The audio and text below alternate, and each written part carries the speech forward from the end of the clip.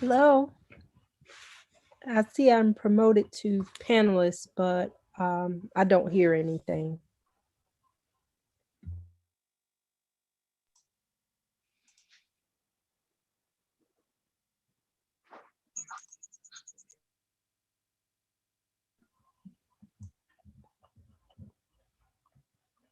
Mr. Thompson, can you unmute briefly and let me know if it's just me? I can hear you. I'm sorry. Okay. Do you hear anything from the commissioner's room? No, ma'am. Okay. All right. It's not just me then. Okay.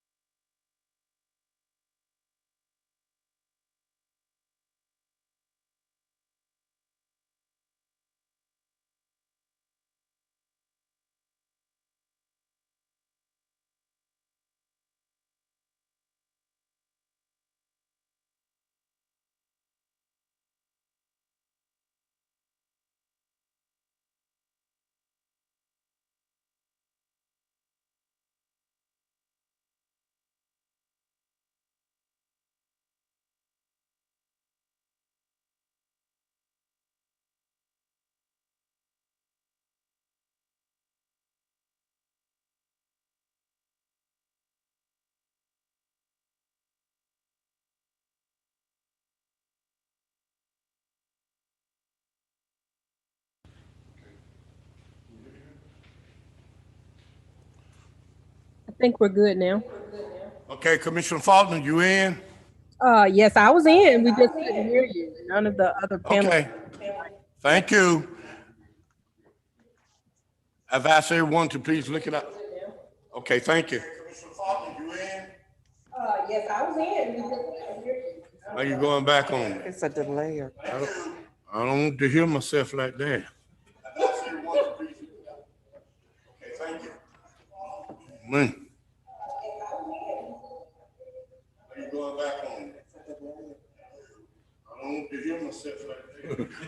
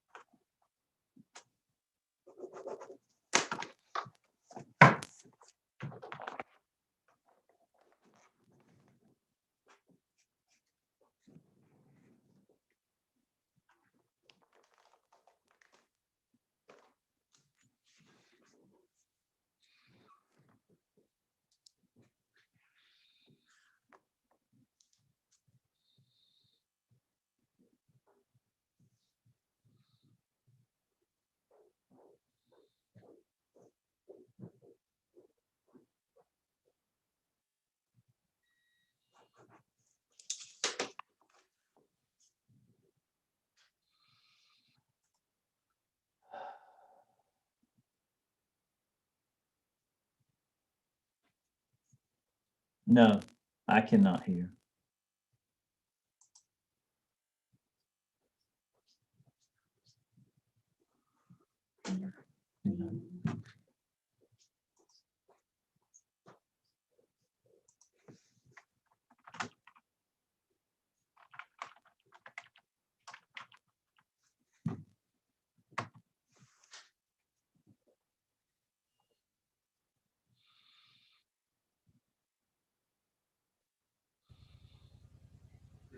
Can you hear me?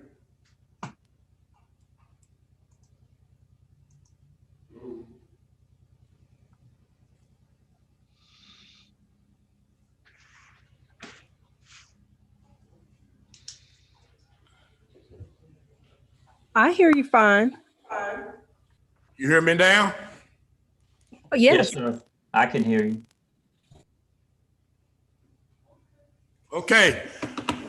At this time, we shall continue.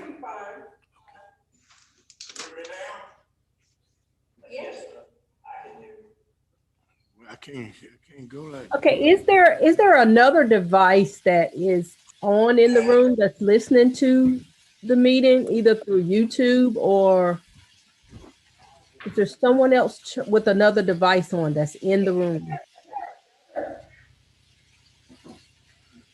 That's usually where the issue comes from. If not, with that big delay, it's going to be very hard for you inside the room to conduct the meeting.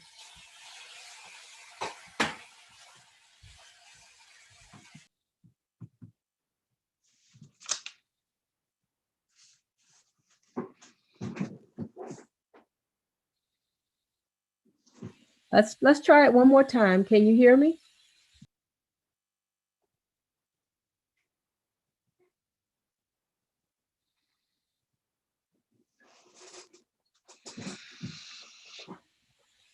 Can you all hear me? Can the other panelists hear me? I can hear you. This is Alan Thompson. Okay, I apologize, you all. I'm not sure if they can hear me, but we did have a new system installed. And this is the first time that we've been able to actually put this into place. You see, it was an audio and a video upgrade, but technology, when you go to use it, and they have done try run. I saw it and it was very successful. So I'm not sure if it's just the way someone is connected that we're getting this kind of replay back, but I'm not hearing it now. I'm not hearing the back play, but I do apologize for those who are on with us.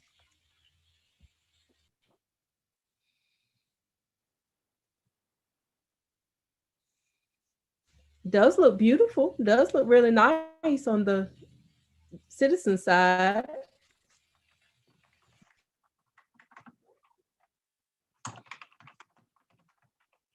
And you all try to speak now on the board side.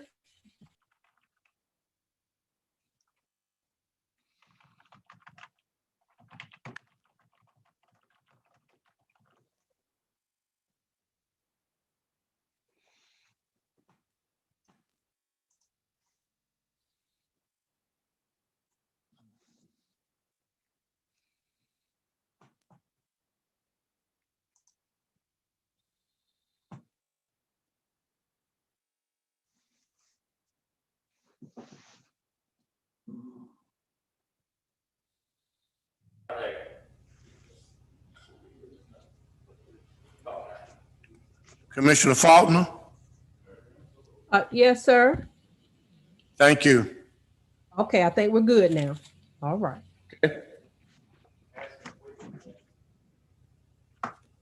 Say it again. Can you see my hand? Yes, you are. Everything looks good. I can see you all. You can zoom in a little Thank bit. you. I see you good. Thank you. We appreciate it. Sorry, folks, for the delay. We'll move it on as fast as we possibly can. At this time, I'm calling our meeting to order. I'm going to ask for a moment of silence with all the things we got going on around us with COVID and the other kinds of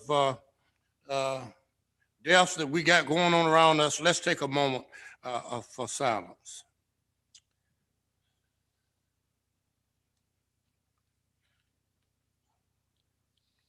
At this time, thank you. I'm going to ask you to please stand with me as we do the Pledge of Allegiance. I pledge allegiance to the flag of the United States of America and to the republic for which it stands, one nation, under God, indivisible, with liberty and justice for all. Board members, you do have a copy of the agenda that has been given to us early on today. Do anybody have anything that you want to exclude or to include on this agenda? Have none. If not, I will entertain a motion at this time that we would approve the agenda as given. So moved. Moved by Boone, Second. second by Edwards, that the agenda will be approved as given. Are there any questions in the discussion? All in favor, let it be known by usual sign aye. Aye. Aye. Aye. Aye, Faulkner. Ayes have it, motion is carried. Thank you so much. Conflict of interest, in accordance with the rules and procedures adopted by this board in section 153A44 of the North Carolina General Statute, it is the duty of every member present to vote on all matters coming before the board unless there is a conflict of interest as determined by the board or by law. Does any board member have a conflict of interest with respect to any agenda items coming before the board today? If so, please identify the conflict and the board will consider the matter. No conflict. Thank you. No conflict, Buffalo. Thank you. No conflict. No conflict, Faulkner. Thank you. No conflict. At this time, we have a consent agenda. The consent agenda consists of minutes of December 18, 2020, December 29, 2020, January the 4th, 2021, January 20, 2021, February the 1st, 2021, February the 15th, 2021, and revised 2021 meeting and holiday calendar. At this time, you have that in your package. You've had opportunity to look at that and review it. At this time, if there is no changes, I'll entertain a motion that we would adopt the consent agenda. Moved by Boone, Second. second by Mr. Edwards, Commissioner Edwards. At this time, are there any questions, any discussion? Question, any discussion? If not, all in favor, let know by you sign aye. Aye. Aye. Buffalo. I, Faulkner. Ayes have it, motion is carried. Thank you so much. At this time, we have the EMS contracts and Conway Fire Department recognition, Tony Burnett, the interim emergency management coordinator. Mr. Burnett. Thank you, Mr. Chair. To the commissioners, good afternoon. And also to the public, I'd like to say good afternoon to everyone. I'm here today to present some awards to our chairman so he can present those awards. But before I go forward, I'd like to set the stage. I have with us Mr. and Mrs. Ellis, and I'll share a portion of the story so we can bring everybody up. On January the 31st of this year, in the early morning hours, if you all would take yourself back, we had ice on the road at that particular time. We had Mr. and Mrs. Ellis traveling on Highway 158 outside of Conway, and they lost control of their vehicle. The vehicle landed into a ravine upside down, trapping Mr. and Mrs. Ellis inside the vehicle in water. Luckily, a passerby, and God had it all in his hands, a passerby saw them go into this ravine and call 911. At the time 911 was called, dispatchers dispatched Conway Volunteer Fire Department along with EMS. Once Conway Volunteer Rescue Fire Department got there, had 3 brave firemen go into the water and was able to extract Mr. and Mrs. Ellis. And that's why we're here today, because we want to honor these brave firemen, these heroes that stand in our midst.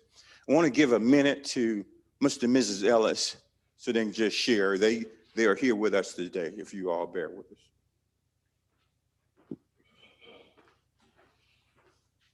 Mr. and Mrs. Ellis. Thank you so much, commissioners. Thank you for having us. Yes. It's a blessing to be here today.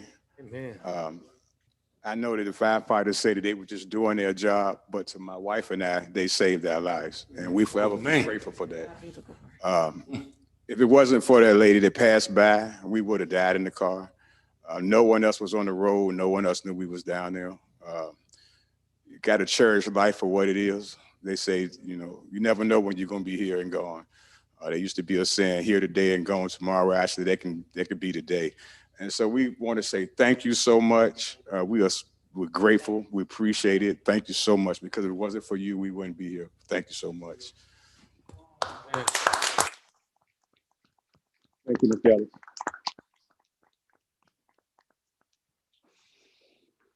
Not always that you get the opportunity to honor our young men and women heroes, but I have 2 awards going to be presented to each one of our firemen. I'd like to read it off first, and Chairman, if I can have you come down with me. And the first one states, the state of North Carolina, be it known to all that the House of Representatives, the North Carolina General Assembly, sends sincere appreciation to Jonathan Martin, firefighter with the Conway Volunteer Fire Department, in special recognition and highest praise for his brave service in rescuing Mr. and Mrs. Ellis on January the 31st. Representative Michael Ray. So Mr. Jonathan Martin, please come forward.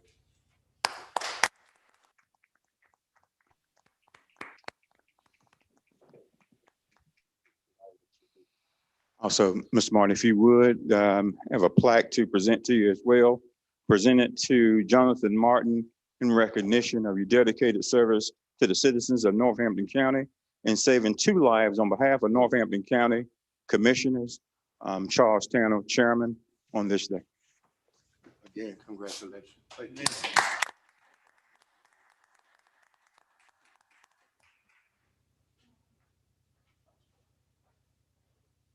Next, we have Mr. Bruce Davis, the state of North Carolina. Be it known to all that the House of Representatives of the North Carolina General Assembly sends sincerest appreciation to Bruce Davis, firefighter of the Conway Volunteer Fire Department, in special recognition and highest praise for his heroic bravery in securing the rescue and safety of fellow citizens. Michael Ray, House of Representatives, District 27.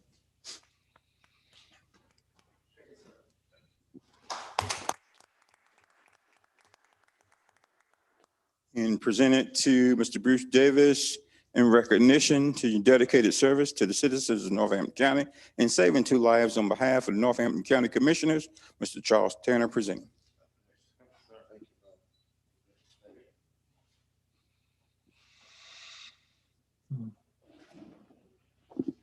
State of North Carolina, be it known to all that the House of Representatives of the North Carolina General Assembly sends a sincerest appreciation to Mr. Grayson Tums, firefighter, Conway Volunteer Fire Department, and special recognition and highest praise for his heroic bravery in securing and rescue the safety of the fellow citizens on January 31st. Michael Ray, House of Representatives.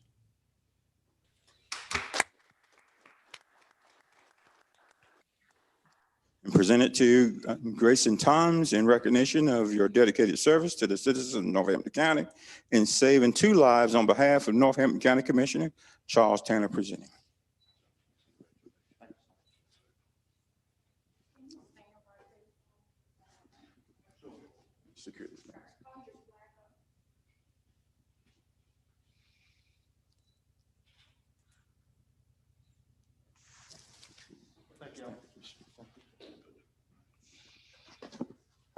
Thank you all so much.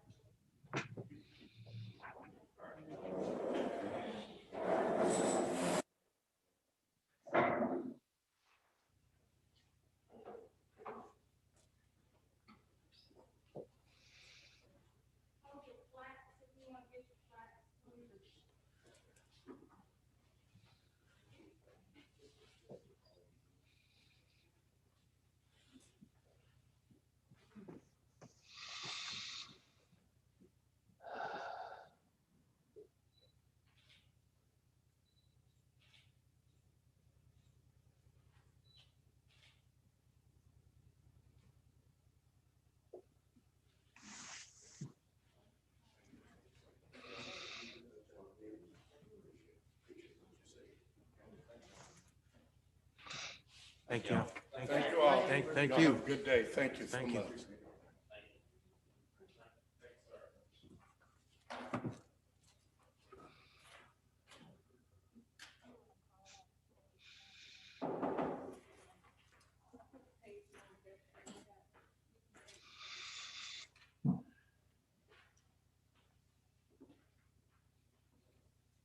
EMS contracts, County Manager. Yes, sir. I'm bringing before the board a decision paper to approve the following volunteer emergency medical services contracts for fiscal year 2021. Gaston Volunteer Emergency Medical Organization, $10,000. Eastside Volunteer Emergency Medical Service Organization, $10,000. These funds have already been budgeted for FY '21, and this is merely to submit the contract between the county and the organizations. Okay. Thank you. Do we need to approve those amounts? Yes, sir. Okay, at this time, I'll entertain a motion that we would approve the amounts as given to us by our county managers for those 5. Yes, sir. I make a motion that we approve the following volunteer emergency medical services contracts for fiscal year 2021 for the Volunteer Emergency Medical Services Organization of Gaston in the amount of $10,000 and Eastside in the amount of $10,000. Can I have a second? Been moved and proper second that we would approve those amounts as given. Are there any questions, any discussion? All in favor, let it known by usual sign. Aye. Aye, Buffalo. Aye, Boone. Faulkner. Ayes have it, motion is carried. Thank you so much, Commissioners. Thank you, County Manager. Yes, sir. Thank you all. Thank you. That was amazing. It was amazing, saving lives. Amazing, it is amazing. And wanted all the fire departments to know that we appreciate them and that we really do, and that we are doing all we possibly can do to help them, that they can continue to help our citizens. At this time, we shall have the American Gas contract by Mr. Andy Smith, our Health Director.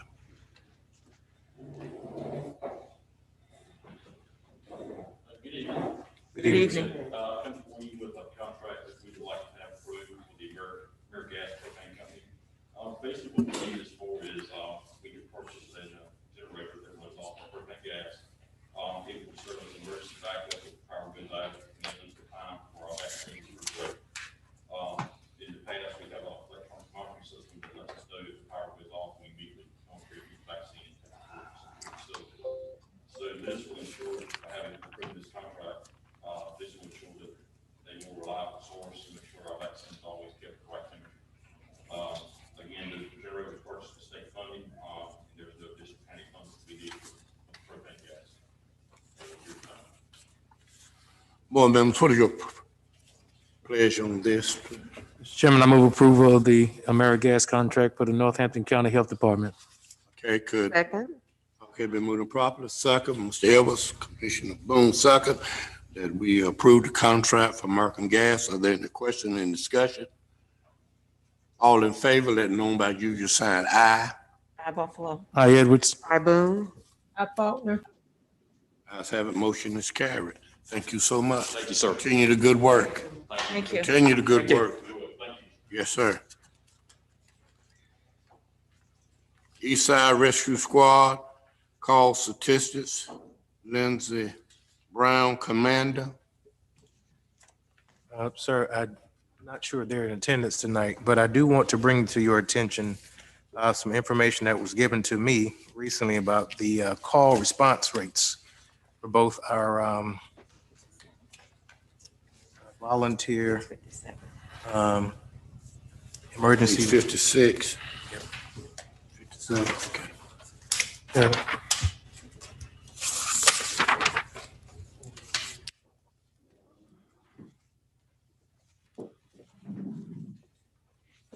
As you can see, sir, board members, I'm providing the volunteer EMS call stats for 2020, calendar year 2020. And as this information was brought to me, I was concerned about the response rates for East Side. And as you can see, for Gaston, the response rates have been consistently in the high 90s throughout the year versus East Side, where it starts out at 82 and it has been reduced gradually. The reason why this is a concern to me is because we allocate $10,000 each for these organizations. And I was hoping that they would be here tonight to kind of give an explanation as to why these call response rates are being reduced. County Manager, the person is not here. I do question this likewise. Commissioners, we all question this. Are they still in existence? Do they still want to continue to be in existence? Perhaps, County Manager, you need to bring us some more information and ask them the question. Yes, sir. Do they still want to be in existence? Because we do know that we are responsible for the safety, welfare of our citizens. Right. And we want to make sure that all of our EMS and fire departments are operating. And if not, we need to know. Yes, sir. Okay, if they don't plan to operate, they want to go out of business, we just need to know so that we'll know how to fund additional personnel or whatever we need to do for rescue squad. Yes, sir. Okay? Yes, sir. Because that is our number one purpose, is to make sure that our citizens' health is taken care of. Am I right, Commissioner? Okay. Absolutely. So if you would, since they are not here with us. Yes. Ms. Faulkner, did you have a comment? Oh, I just said absolutely. Okay, right, will do. Let's give our county manager, tell him bring us a full report, bring us what is it they plan to do, Yes, sir. either be in service or out of service. Yes, sir. If it's out of service, we'll know what we need to do. Okay? Yes, sir. Thank you. Chairman Tyner, Yes. I would just like to encourage, I know that, and I've spoken with a lot of individuals in the EMS field, they're dealing with some shortages of volunteers and people that can, are certified to be on the ambulances. So if there are people out there who have let their certifications go over the years and they're interested, I would just encourage them to try to seek that as a way to also help in your community, because it's hard to staff an ambulance when you don't have EMTs. Got it. Okay. And I think too, I might be wrong. We can service them, but we just need to know if this east side is going to be operating or not. Yes, sir. The dispatchers need to know. Right. All right? Yes, sir. So we'll know what we need to do. Because we do know that we place more funding in this area than we have in any other area last year because of the new vehicles. Okay? Yes, sir. All right. Thank you, Commissioner Faulkner. At this time, we have the water system assets inventory assessment. Mark? Yes, sir. Thank you, Mr. Chairman. Yes, sir. I have with me tonight Fred Stowe. He's one of our partners and project manager. He's very involved with a lot of the projects here in Northampton County. And online, Madhu Chakrabarthola, he's coming to you tonight from across the ocean. He did all the heavy lifting on this project, and he was planning to make the presentation. Of course, when the meeting was postponed, he already had plans to travel back home across the ocean to India from where he's from. And I think it's about 4 or 5 o'clock in the morning over there, and he's up and participating in the meeting via Zoom. Okay. So we'll go along. Next slide, please. Again. One more time. And one more time. All right. 2 years ago, the county received a $150,000 grant from the Division of Water Infrastructure to do an evaluation of the county's water system. That required a 10% local match fund. So you have $15,000 that you're invested in the project as well. Next slide. The purpose of the evaluation or assessment of the system is to do exactly what it might imply by title. We've looked at all the previous studies and assessments that have been performed, compiled all the various inventories of all the water system assets into Excel spreadsheets, as well as in GIS format. The valves and hydrants throughout the water system across the county have been surveyed using global positioning system survey, and all that information loaded in and built into a GIS, geographic information system file. Conducted assets of all the above ground assets that the county has, all the elevated tanks, the booster pump stations, the water well supply stations. Then ultimately what happens is a water system asset management plan gets created. And I don't know, Mr. Jackson, did you think to bring that document tonight? Here we go, right here. Okay, but those books that are there, I just wanted you to see that's your deliverable product, or at least part of it. Another piece of it is the geographical information system files, which is a database file of the water system, and those files will be provided digital that the county can use throughout its management and operation of the water system.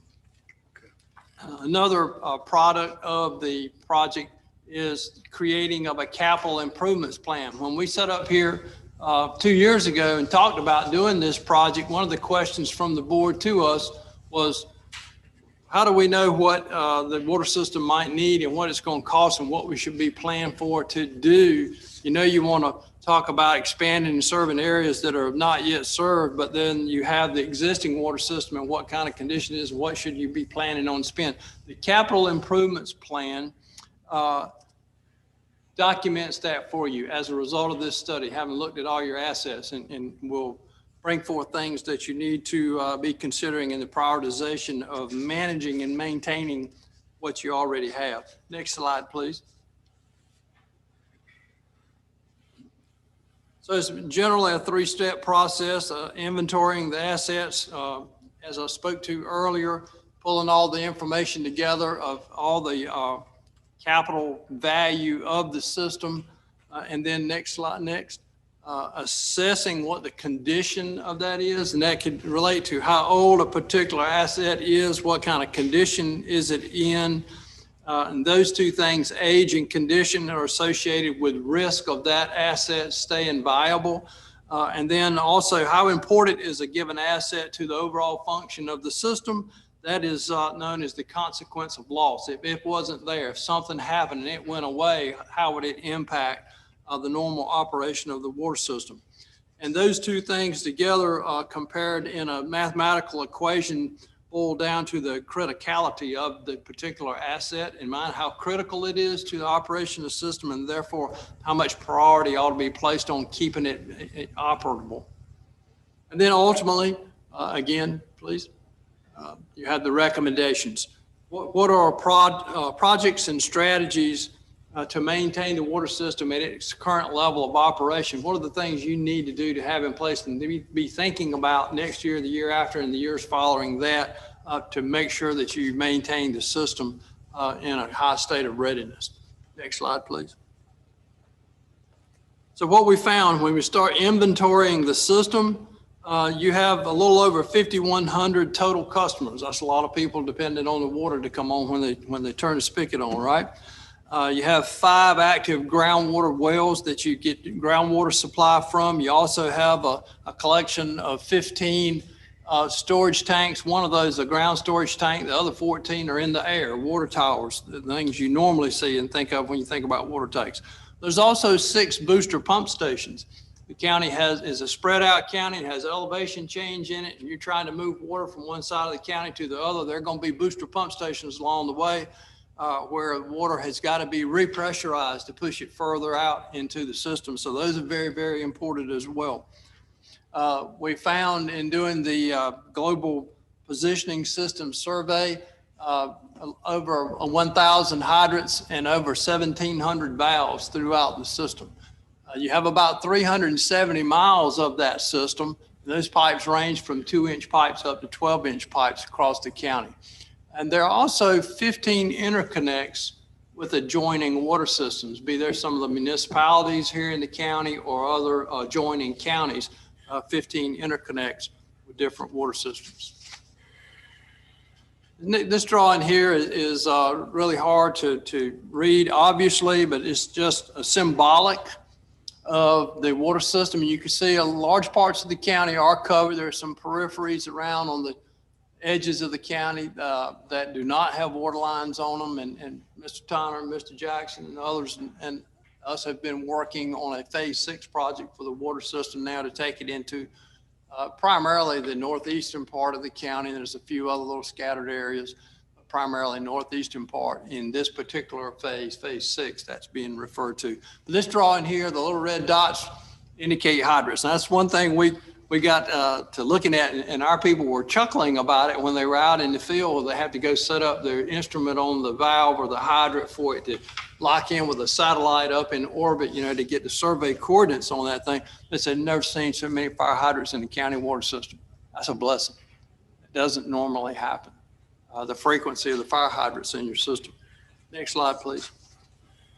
And this is just a blow up of a portion of the previous slide down towards the southern side of the county. And it's just a blow up where you can see a little clearer what's really showing on these drawings. And this is from the GIS file, by the way. The different colored lines on the drawing represent different size of pipes. The red dots are fire hydrants and blue dots are valves, and There's wells shown on here and booster pump stations, elevated tanks, all are hard to see at this level of scale. But they're all included as part of the GIS file. Water supply wells. I said there's 5 of those altogether. This project did not look down inside the well down below ground, okay? But all of the wells were looked at on what we call the wellhead, which is you see reflected in the pictures here that are inside the well houses themselves. That's what we refer to as the wellhead, the pumps, the motors, chemical feed systems, the valvings and things like that. And what we found generally, these wellheads are pretty old and the conditions are getting to the point where we need to consider seriously going in and doing an upgrade on those. They're working fine, but they're getting to the point where something could happen and they are a critical asset. We found significant exterior defects, exterior referring to the wellhead as opposed to interior down in the ground of the well itself. And this is, again, generally, it's more of a reflection of the fact that these are old and not of any other consequence. These are imported assets, though, because this is where your water supply is coming from. You buy a little water also from other purveyors, but big source of your supply is from your wells. So particularly in the eastern part of the county, most of that side of the county is supplied with water from these wells as opposed to buying water from other systems. So again, these improvements that we talk about here, looking at these pictures of these wellheads and things that ought to be done there, these are projects that roll into the capital improvements plan. Next slide, please. Next slide. So this is a chart, and I won't even begin to try to go into explaining it all to you, but there's your 6 wells are shown in the 6 lines. And the table that's on the right side, you'll see that, actually a matrix. You'll see that on several slides, but that is the criticality matrix, where we talk about what is the consequence of failure versus the risk of failure. And when you take those 2 calculations of numbers you see there and you go into the matrix with it, one on one axis and one on the other, where you go up into it, where those intersect at, defines whether or not you have a low critical risk failure, which is shown in green, whether it's medium risk failure, which is in yellow. Orange gets a little more desperate, and if it's in the red, we got something we need to take care of yesterday. So as we look here in the on the wells, it's again hard to tell, but all of the wells are showing up in the matrix. If you can barely make out where the red outline is, they're showing up in the upper yellow and into the orange. Indicating again that it's basically the age of these wells and the condition of the equipment. We need to start thinking about prioritizing money in the CIP to go in and refurbish these. We would also say too that at the point in time that that type of thing is done, it's probably a good idea before you start spending a lot of money on an individual well, that part of that reconditioning be an additional evaluation where we get a well contractor to come in and pull the pump and run TV camera down in the well. Let's take a look at it, make sure that it looks good, or can it be reconditioned at an equitable value before you start spending a lot of money up on top. Next slide, please. I want to talk about the elevated tanks. Again, we said there's 15 elevated tanks and 1 ground storage tank. Next, please. All of these tanks are considered to be in good condition. The county has an agreement with a private vendor for a service and inspection contract. Annually, certain things are done. You pay that vendor every year under that contract for them to do inspections on the tanks regularly, do maintenance on them when they need maintaining, and there's a schedule of repainting each of those tanks too. So as a result of having that contract in place for a while now, you're in really good shape with your elevated tanks. They all appear to be in satisfactory condition, which is just going to help prolong the useful life of an elevated tank. Could be anywhere from 50 to 75 years, and you should expect to get that out of these tanks because of the maintenance that's being performed on them. Next, please. There's our little matrix again about the elevated tanks. And what you will note if you look closely at the matrix here, you'll see the blocks that have the red squares around them are mostly in the green, and there's one or two in the yellow. And the one or two that are in the yellow is representative of some of the older tanks that are in the system. But again, the conditions of the tanks are really good as a result of the practices that have been utilized on maintaining these tanks. Next, please. Booster pump stations. You can go ahead to the next. These look a lot, the pictures look like a well house on the inside, right? But what it is a booster, that's the booster pump station. There's 6 of these where water is picked up from one area of the county and pushed on up to a higher elevation or across the county somewhere else. There's 6 of those. They're basically in pretty good condition, as would be indicated by the pictures that you see there. There are some minor defects in a few of them that need to be addressed. It's nothing critical at this point. However, I would note that the oldest booster pump station is 36 years old, and the newest one is 13. So they're beginning to show a little bit of age on them. There are some improvements to the booster pump stations that have been recommended within the capital improvements plan. Next, please. Here's the matrix again, and this is really hard to see on this one, but the booster pump stations, all of those, when they rank out through their mathematical equations, they're all in the yellow. That's not bad. That's medium. It's not look, but it's not in the orange and it's not in the red. Again, most of that's because of their age. So it's just saying pay attention to these things. There's some minor stuff that needs to be done, and other than that, just pay attention to them. Next, please. Hydrants and valves. Next, please. Thank you. What's to be said here, again, is there's 370 miles of pipe, and in that 370 miles of pipe, as I spoke to earlier, there's over 1,000 hydrants and 1,700 inline valves. The average age of the water system is about 25 years old, and the good news is that the water system itself, and I'll speak to this a little bit more in a second, but it's mostly PVC pipe, which is good. There's no asbestos cement pipe identified in the system, which would be bad.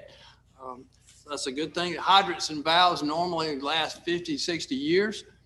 You're only into an average age of 25 years, so you're in pretty good shape. And the county should continue maintaining a valve, what we call valve exercise program, to make sure that the valves, everyone on a routine basis, annually or semi-annually, go around and exercise the valve. Just open it, close it back to make sure it doesn't freeze up. Next, please. This is about the pipes themselves, and this the chart shows you in that middle column there where I was saying your system is basically PVC pipe. There's a little bit of duct line, which is okay too, but there's no asbestos cement pipe in the system. That's good, because Fred will tell you that he's doing a lot of projects right now that are focused on replacing asbestos cement pipe that was installed in the late 60s and the early and middle 70s. That pipe is now a problem, and systems are having to replace that. Next, please. And one more time. All right, the asset management plan itself, we refer to it as the WAMP, Water Asset Management Plan. The purpose of it is, again, it's one of the thicker book that's up there, is to preserve the institutional knowledge of the water system. We've tried to record data in there that as personnel come and go, retire, or move from one job to another job, that this information about the water system is captured in a document somewhere, which is the asset management plan. It also is available then to assist the staff with prioritizing and planning for future needs of the system. We call it a living and breathing document because you will get the digital files. This is all done in Microsoft Word, Microsoft Excel, types of things that the county staff can maintain and take care of year to year or every other year. Whenever the time comes along that something needs to be updated in that document, the county will have the opportunity to be able to do that, because you will have the files to be able to do that, should you choose to do so. And it is, as a result, therefore, it's a good management tool for planning and budgeting for the water system. Next, please. And keep going. The capital improvements plan, again, is another document that is there as part of the overall WAMP. The capital improvements plan is set up as a 10-year plan. The state of North Carolina in the General Assembly now says that if someone wants to try to go to the state to get funding for different water projects, and if you want to try to claim points for capital improvements plan, it must be at least a 10-year plan. Now, we all know if you try to plan something for longer than 10 years, you really don't know what 11 and 12 and 15 are going to look like. So you may have some projects, but if you schedule them what we call near-term, intermediate, and longer term, which would be immediate would be 1 to 2, 3 years. Intermediate term would be that 3 to 7, and long-term 7 to 10 years. So that's the way things are set up and identified within the capital improvements plan. It is advisable. You do not have to accept or vote to adopt any of these documents. It is advisable, though, for a capital improvements plan, if you ever try to use that and gain points from it, it would have to be an adopted document, and it is recommended, it's not by the state, but this is by us, that a capital improvements plan should be revisited every year with your budget process. And if there are projects, say, that are scheduled for next year, that's in that capital improvements plan, and for whatever reason, you decide you want to delay that project, not really included. And that capital improvements plan should be revised while you're doing your budget. Otherwise, that project should be pulled into your budget in that given year. You don't want the years to just pass by and projects not be done. And they're still showing that they were supposed to have been done last year, the year before, whenever the case may be.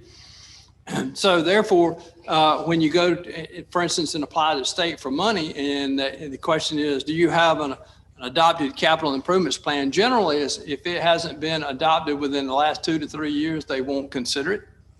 So that's, again, another reason to look at it as part of your budget process every year. And you can push projects if you need to. Your hands are not tied by adopting it. It says this is our plan. It's not that we actually have to do it. Next, please. It's got the bullets of things that I was just talking about there. Next. So that here is the overall recommended capital improvements plan for the water system for Northampton County. And you see this goes out for a 10-year period of time. The different projects are listed on the left, and they're in priority by which we think the importance were based on all the matrices that we looked at and the criticalities that were calculated. On the far right column is a general description, brief description of what that project consists of. So you'll see we got a lot of well reconditioning right up front. When you saw from the pictures, probably the toughest looking things were those well heads.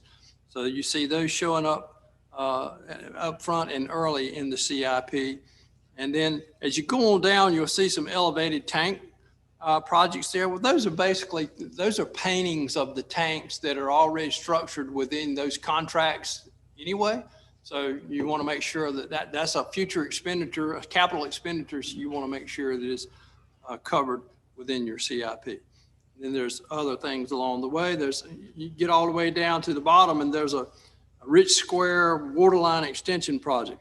But Mr. Chairman, there's also a Phase 6 waterline expansion project. And that's next to last on the list, but it's scheduled in the current fiscal year. And, we're all working on that, trying to get the funding in place for that.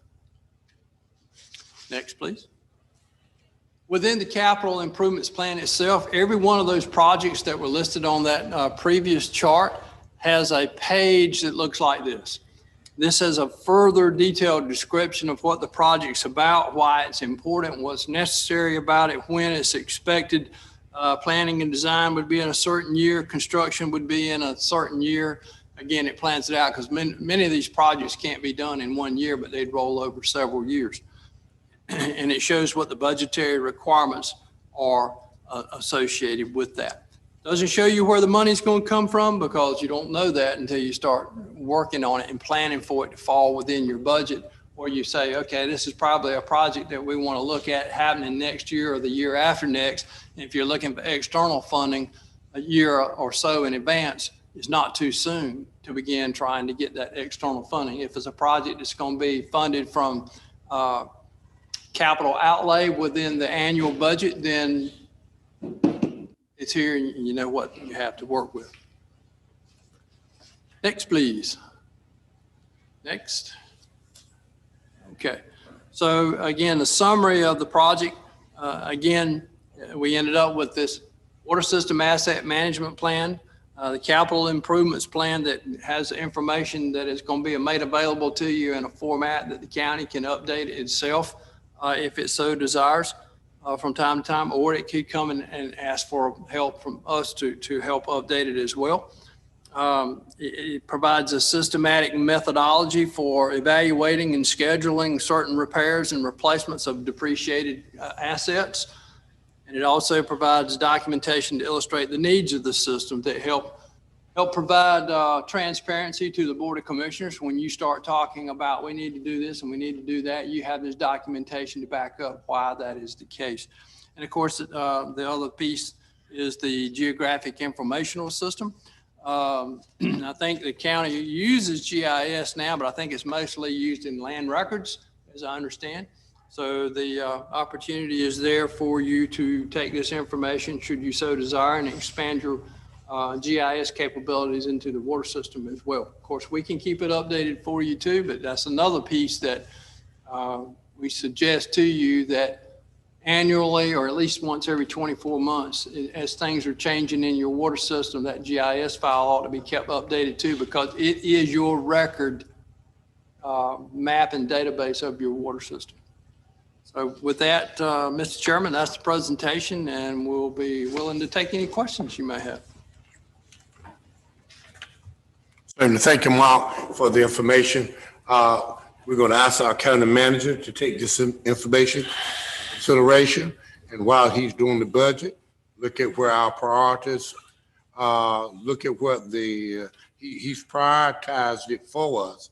So all we got to do is look at it and see how much of it we can accomplish each year. Thank you all for doing this study for us. We just didn't want to wait until everything break down and then we got to repair it or got to replace it.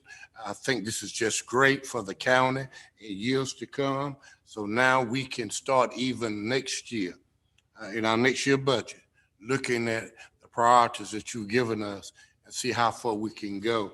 And then we will know what we can do next year and the next year and the next year, because this will be ongoing. So board members, do you all have any questions? Anything that you all need to say?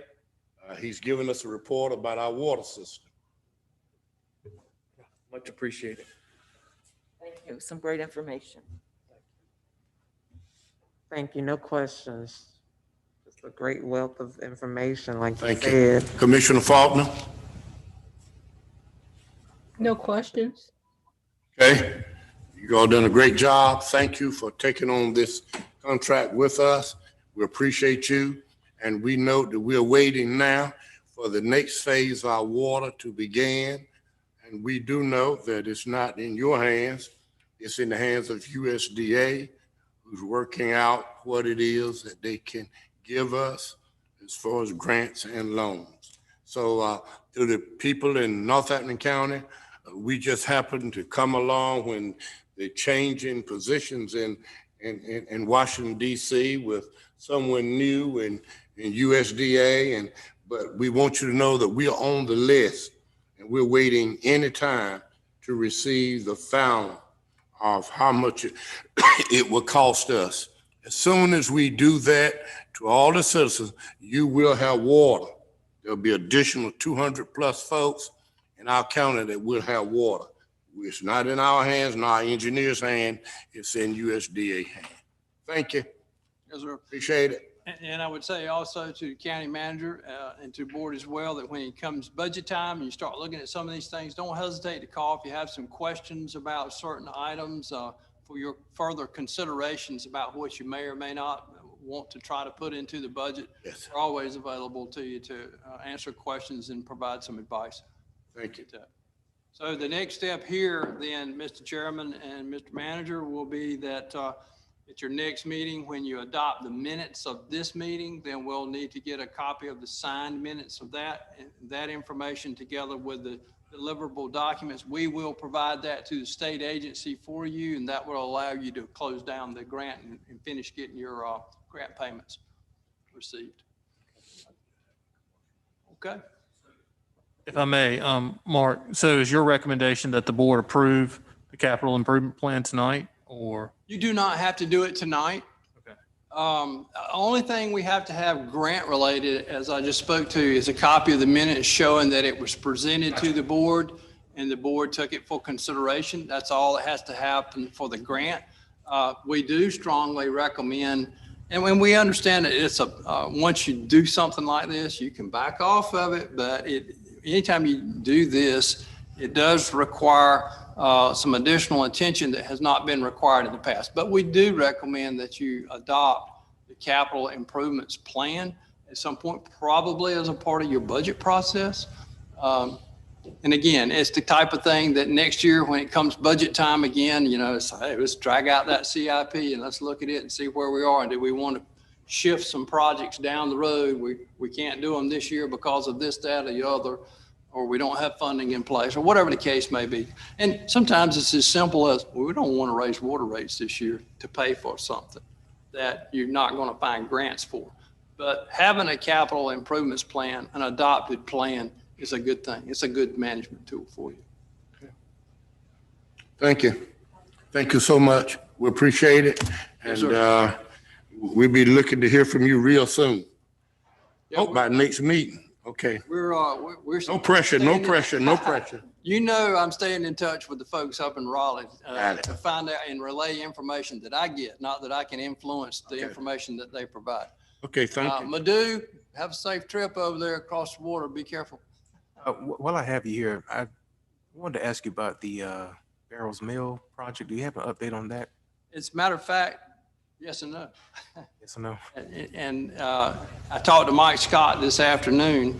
I thought by now that the Water Infrastructure Authority, SWIA, would have voted on the CDBG projects for award this year. I know Ms. Boone's real interested in this one too.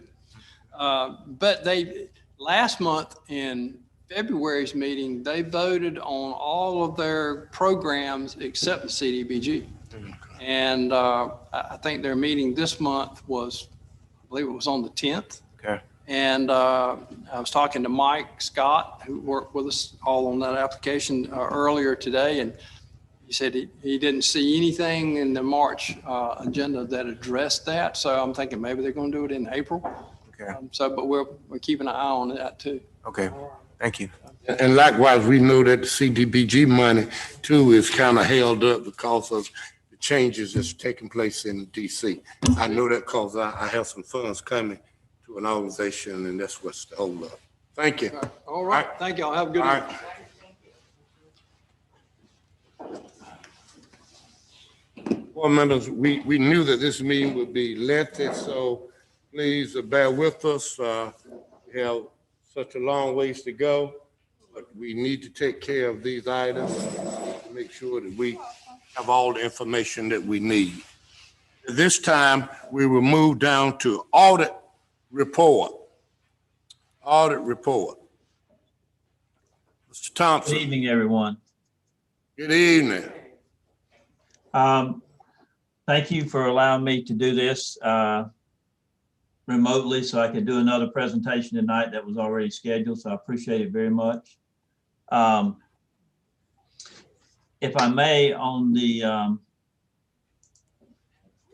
presentation summary that you have there with you, I'm going to go through a few things before I talk about the numbers. The first thing is you hired us to issue an opinion on the financial statements as a whole. We did issue an unmodified report, which is a good opinion report.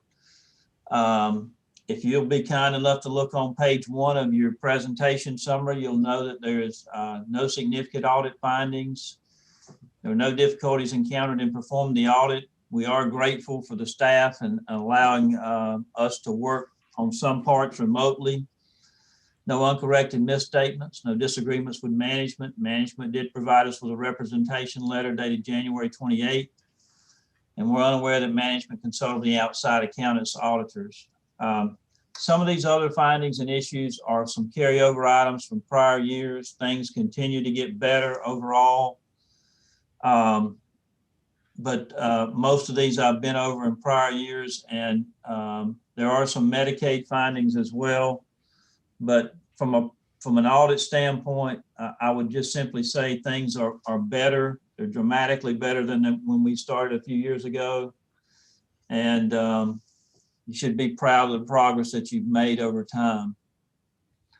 If you'd be kind enough to flip over to page 5 of your audit report, I want to talk to you about some numbers that I think are very good for you as a board. And Commissioner Tyner, I know you've been patiently waiting and excited to kind of get everything in progress or caught up, and I think we are. As you'll see on that top line, total fund balance in your general fund at $19,334,000. If you were to go back to 16, you see where that number's at, $11,981,000. That's a good thing, a very good progress. Unavailable fund balance at $2,029,000, restricted and committed at $4.7 million. Total general fund expenditures at $31,341,000, and fund balance available as a percentage at 55.21.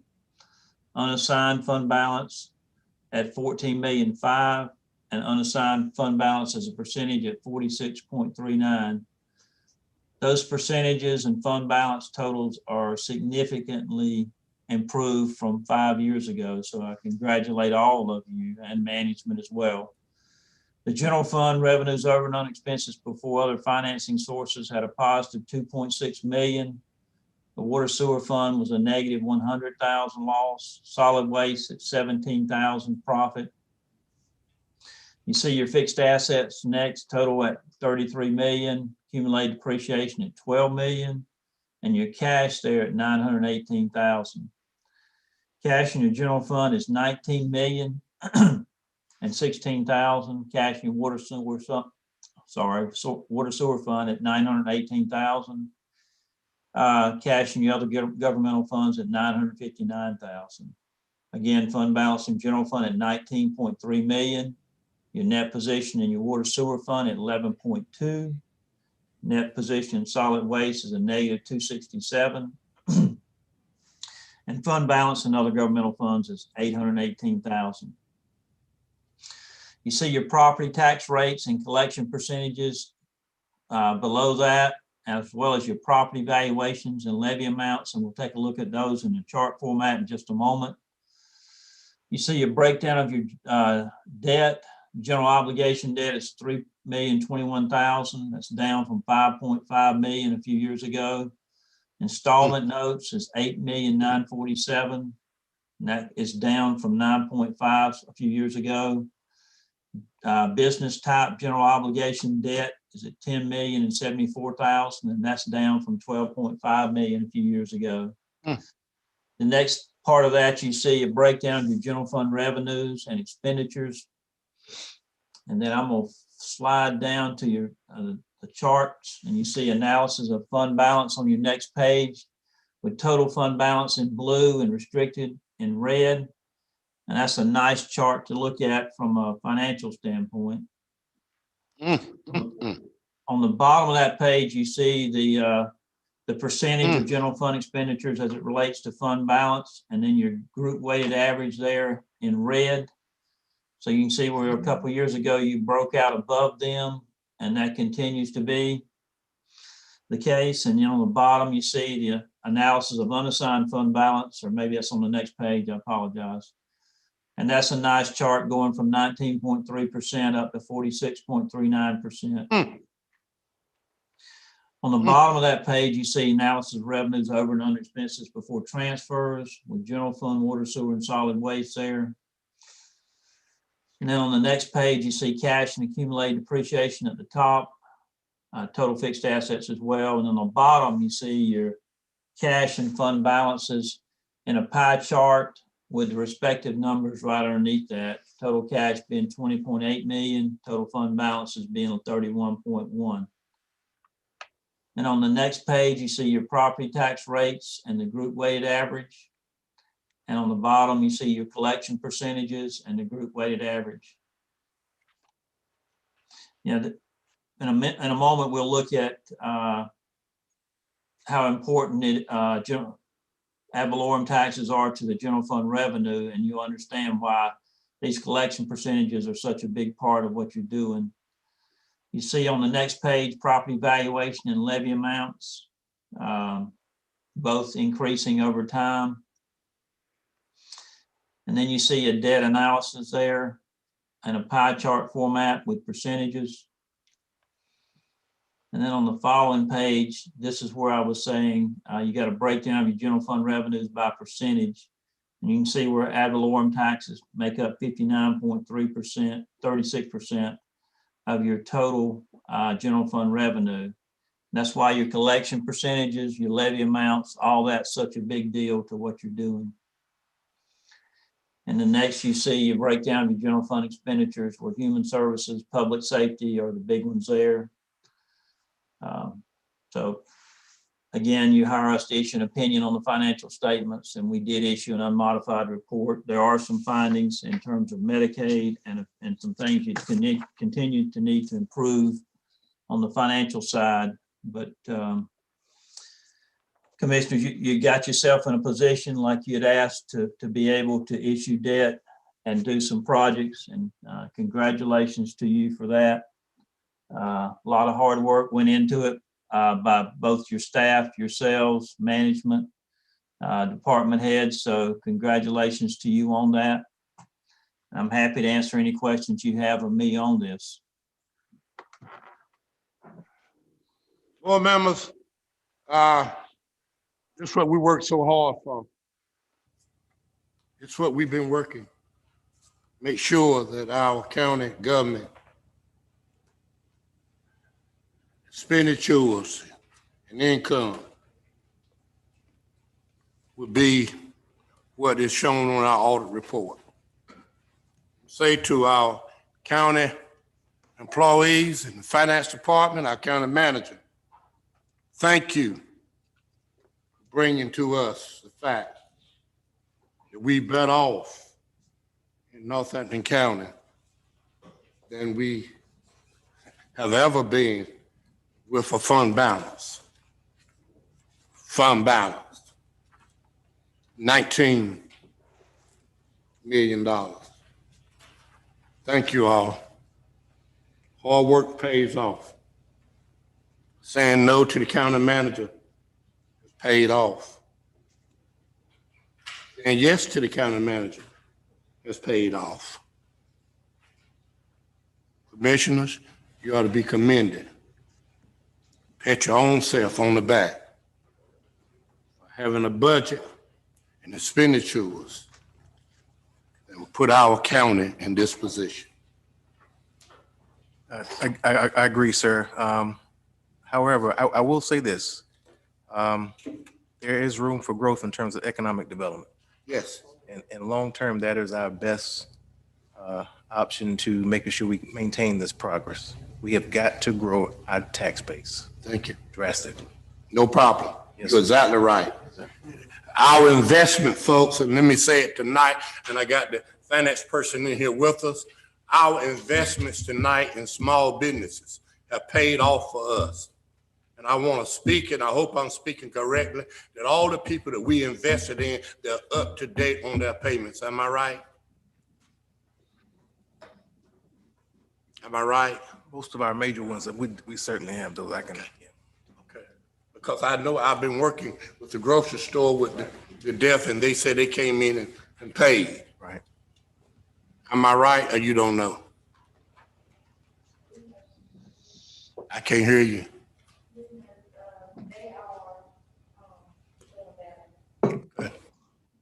Okay, I need to talk to you afterwards because I was informed that they were up to date.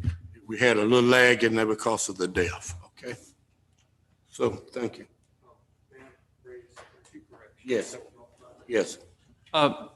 Thank you, Chairman Tyner. Mr. Thompson, this is Scott McKellar. Two of the commissioners brought to my attention revisions or typos.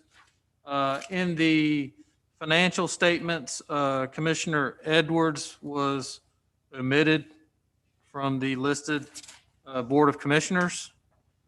And then on page 9 of the audit report, where it lists the county property tax rates, I believe for 2020, and correct me if I'm wrong, but our tax rate was reduced to 0.915 cents. That is correct. That's correct. So instead of 0.920, that should be reduced, if I'm correct. You're right. All right, thank you. That's all. Got it. 91.5, 2020. Okay, Yes. thank you, thank you. Ms. Thompson, did you get those corrections? I did. Yes, sir. Yes, sir. Thank you. Board members, are there any questions you have for our auditor? Any questions? Any concerns? I have no questions, no concerns, just Commissioner Faulkner? I have no questions or concerns for the auditors. I would like to thank our citizens who have, even when we halted some of the collection efforts due to COVID-19, our citizens still came in and paid their taxes. When times was tough and tight, they gave what they knew was rightfully their responsibility to give to help their community. So I know it wasn't easy, and I know as commissioners we have committed to easing that stress, and that's why that economic development is so important, easing that stress so that we weren't dependent on, it kind of had its twofold parts. We weren't dependent upon the revenue of certain industries, so that when other places were dependent on that and those revenues weren't coming in, they struggled as local governments. But unfortunately, we had been dependent for far too long on our citizens to hold it together for us. So there has to be a good balance, and we thank everyone for doing their part during these tough times over the last year, and it's probably been many years other than that it's been tough for us in rural America. But I just wanted to, I'd be remiss if I didn't thank the citizens for doing their part to help us with, the fund balance in that area. Thank you.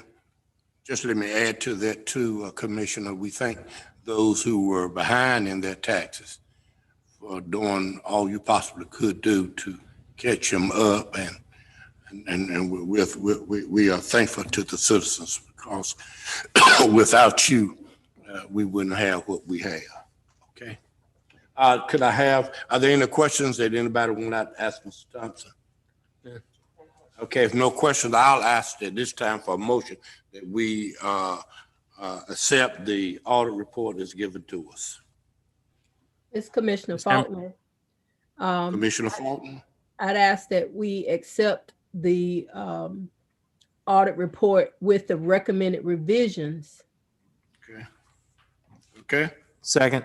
Been moved and properly second, Faulkner, second by Edwards. We accept the audit report as given with those provisions as stated to us by our attorney and the other commissioners. Are there any questions in the discussion? If not, all in favor, let know by you sign aye. Aye, Boone. Aye. Buffalo. I, Faulkner. Ayes have it, motion is carried. Thank you, commissioners. Let us move on. Thank you again, Mr. Thompson. Thank you. We'll be back in touch with you, because it'll be time for another one. So Yes, sir. we'll be back in touch with you. Thank you. Thank you. Thank you. Thompson. At this time, grant funding update. Good evening, everybody. Go ahead. Go ahead. Are you ready? Yes. Okay, I just want to make sure. Good evening. Good I evening. just want to give you an update of all of the funding that we received since the last time I presented before the commissioners. When I came out in September, at that time, we had received a portion of the CARES Act through the state, in addition to a grant from the North Carolina Community Foundation. In October, the state actually provided the counties additional supplemental funding that was to be used specifically for Election Day expenditures, and it included a bonus for the precinct officials that worked on Election Day as poll workers. With the HAVA grant, and this should get everybody a little excited, the machines, the DS200s that were approved in last year's budget to start being purchased for this year, we actually received funding to cover the entire cost of the DS200s. Yes. How much was it originally gonna cost us? Originally, the original price was $100,107, but it was opted to finance for 5 years, which would have cost an additional $25,000, give or take. But we actually did receive the grant funding for 107, 106 to cover the machines. Thank you. Yes, sir. Thank you. Additionally, with that, our office also received funding to purchase laptops to be used more so during the early voting period for our federal elections. And then in early December, the State Board of Elections received a grant from the Center for Tech and Civic Life that they tallied down to the counties. And it is to assist or provide compensation or a bonus for the staff that actually worked during the early voting period, who served basically as essential workers at that time. So overall in grant funding, including the tabulators, we actually received $229,255. Good. My friend, we had already scheduled it in the budget, so that's why we have fun about it. That's why we work the way we do. It takes a major capital outlay off of the CIP that we had planned. Yes, yes, yes, yes, yes, yes. Thank you so much. This is huge. This is huge for us. $200,000 we did have to spend. Taxpayers' money in Northampton County. Correct. Thank you, Ms. Clemens. Thank you. That's it. Thank you. Continue to do the job you're doing. Doing well. Saving us money too. It's all about spending. Sometimes it's about cost savings. That's it. Okay. If that's all we have there, let's move on to HR matters. Thank you. Thank you. Thank you, Ms. Clemens.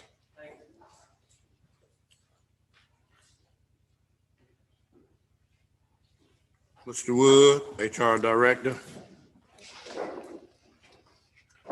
Good evening, everyone. Good evening. We are currently recruiting for 12 full-time positions and 2 part-time positions.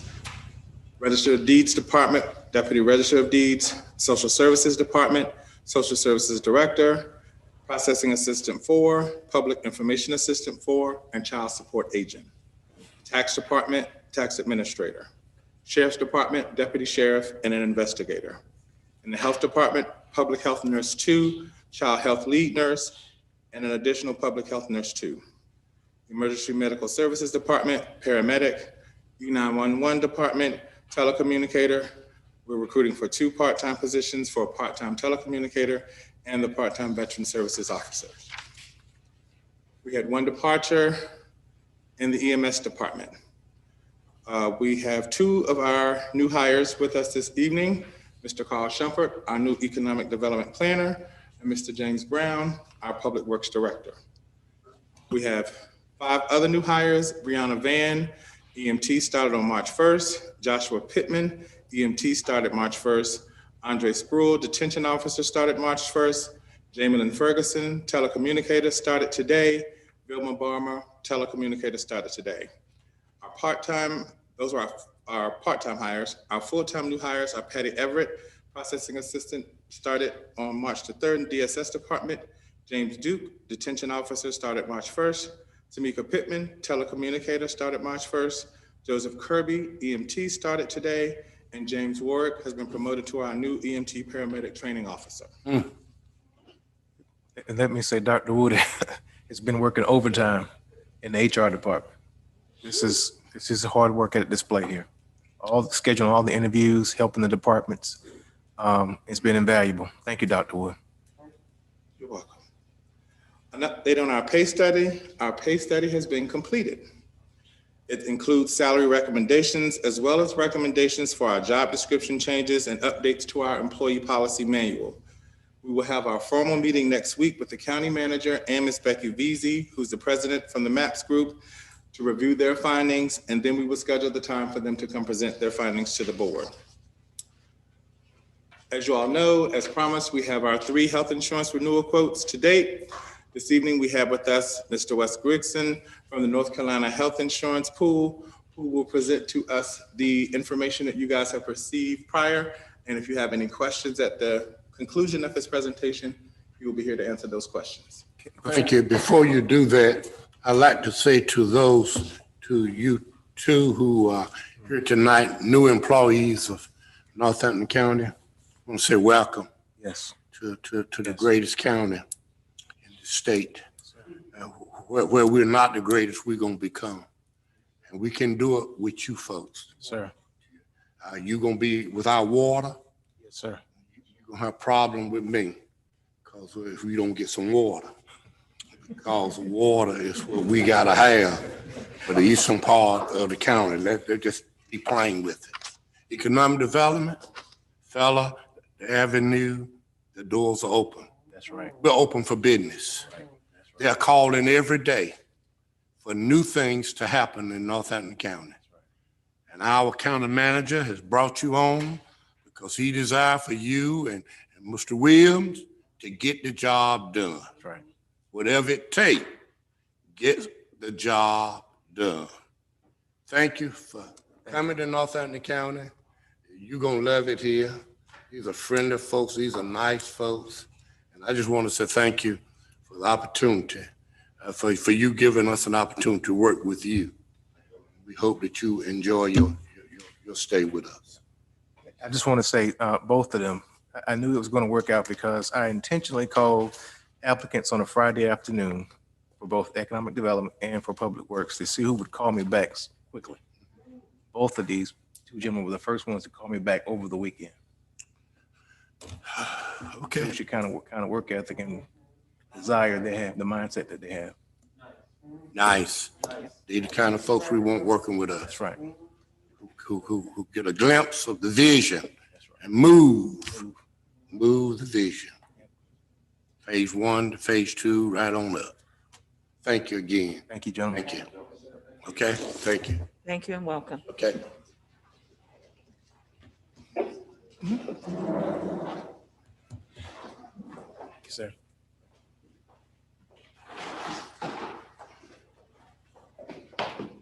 North Carolina Health Insurance Pool.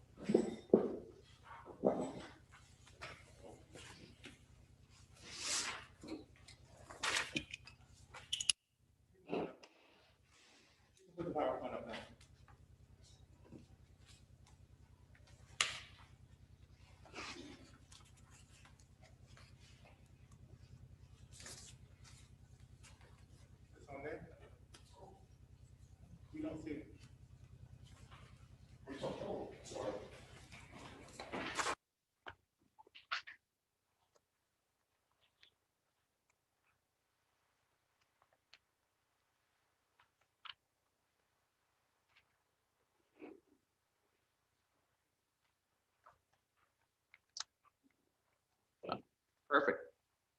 I'll just tell you next slide. And then you can flip forward. Awesome, thank you. Thanks to the commissioners for having me here today. Yes. Thank you to Dr. Wood for inviting me. Yes. My name is Wes Crixton. I'm actually from Union County, North Carolina, Monroe. Born and raised in Monroe, and my family now lives in Mecklenburg County, Charlotte. Pleasure to be here today. What I want to do is tell you a little bit about my company, Gallagher, on the next slide. But I want to spend the majority of our time focused on the North Carolina Health Insurance Pool. On the next slide, you'll see Gallagher is a large organization. We're the third largest risk management firm in the world, headquartered in Chicago, with more than 30,000 employees around the world. But what's important to my customers is our footprint right here in North Carolina. On the next slide, you'll see a list of the counties and municipalities that we work with, from the mountains all the way to the coast and everywhere in between. Our specialty on the next slide is health insurance risk pools. If you rewind the clock back to 2017, I was working with counties and municipalities on a standalone basis, but I knew that there were solutions that existed outside of North Carolina that helped to stabilize health insurance costs. And we brought this model here to North Carolina. In fact, the North Carolina Health Insurance Pool is the 23rd risk pool launched by our firm, Arthur J. Gallagher. So on the next slide, what is NCHIP? You can see the acronym, North Carolina Health Insurance Pool. On the next slide, you'll get into a little bit of a description. It's an agreement between governments, counties and municipalities right here in North Carolina. You have to have more than 100 employees on your plan to be eligible. It's allowed by the state. It's regulated by the Department of Insurance. It's driven by our members. So each one of our members appoints a delegate, sits on our board of trustees. It's a financial vehicle that allows the county to preserve your plan design flexibility. So the plan designs you have today, think about your out-of-pocket maximums, deductibles, co-pays, co-insurance. You get to choose all that, have that flexibility inside of the NCHIP program. It's managed by the state's preeminent public sector vendors. We'll go through that briefly. And to the finance folks and to those that are interested in the budget, like I know all of you are, it's stable, it's budgetable, and it's predictable. And I'll show you the last 3 years. The next slide, you'll see we are in our third, going on our fourth year in operation. We started with 17 governments. We've doubled in size. We now have 14. We have 6,200 total employees in the program and 9,500 total members.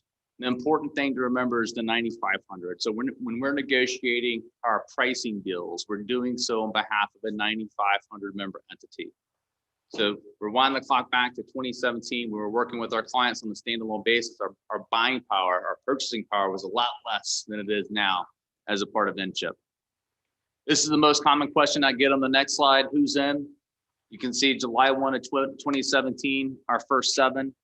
Hillsborough is the smallest with 100 employees. Brunswick County on the coast is the largest with 1,200 employees.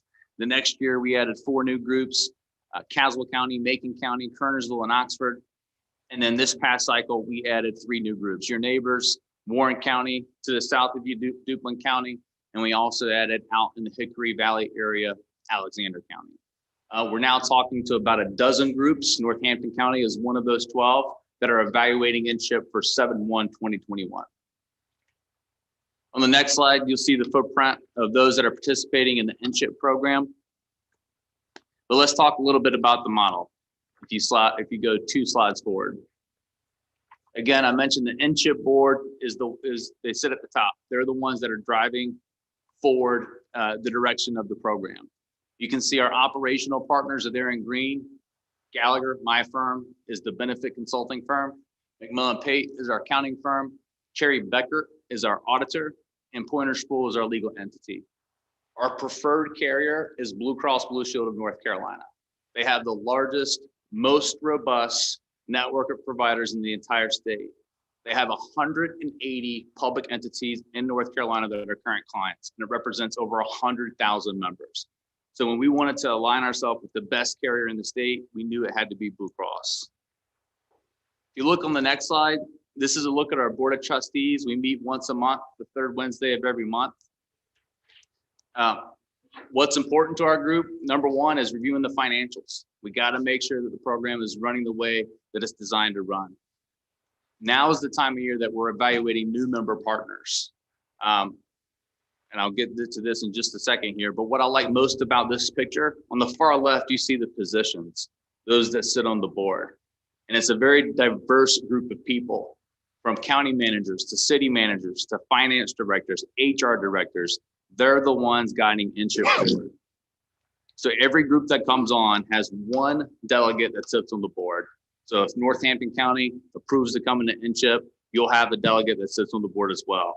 Every delegate has one vote, no matter the size of your community. We thought that was very important, so everybody's voices are heard around the boardroom table. Good news for Northampton County. My team and I have been working with the staff to look at your specific claims over the past 24 months to project your costs moving into INCHIP.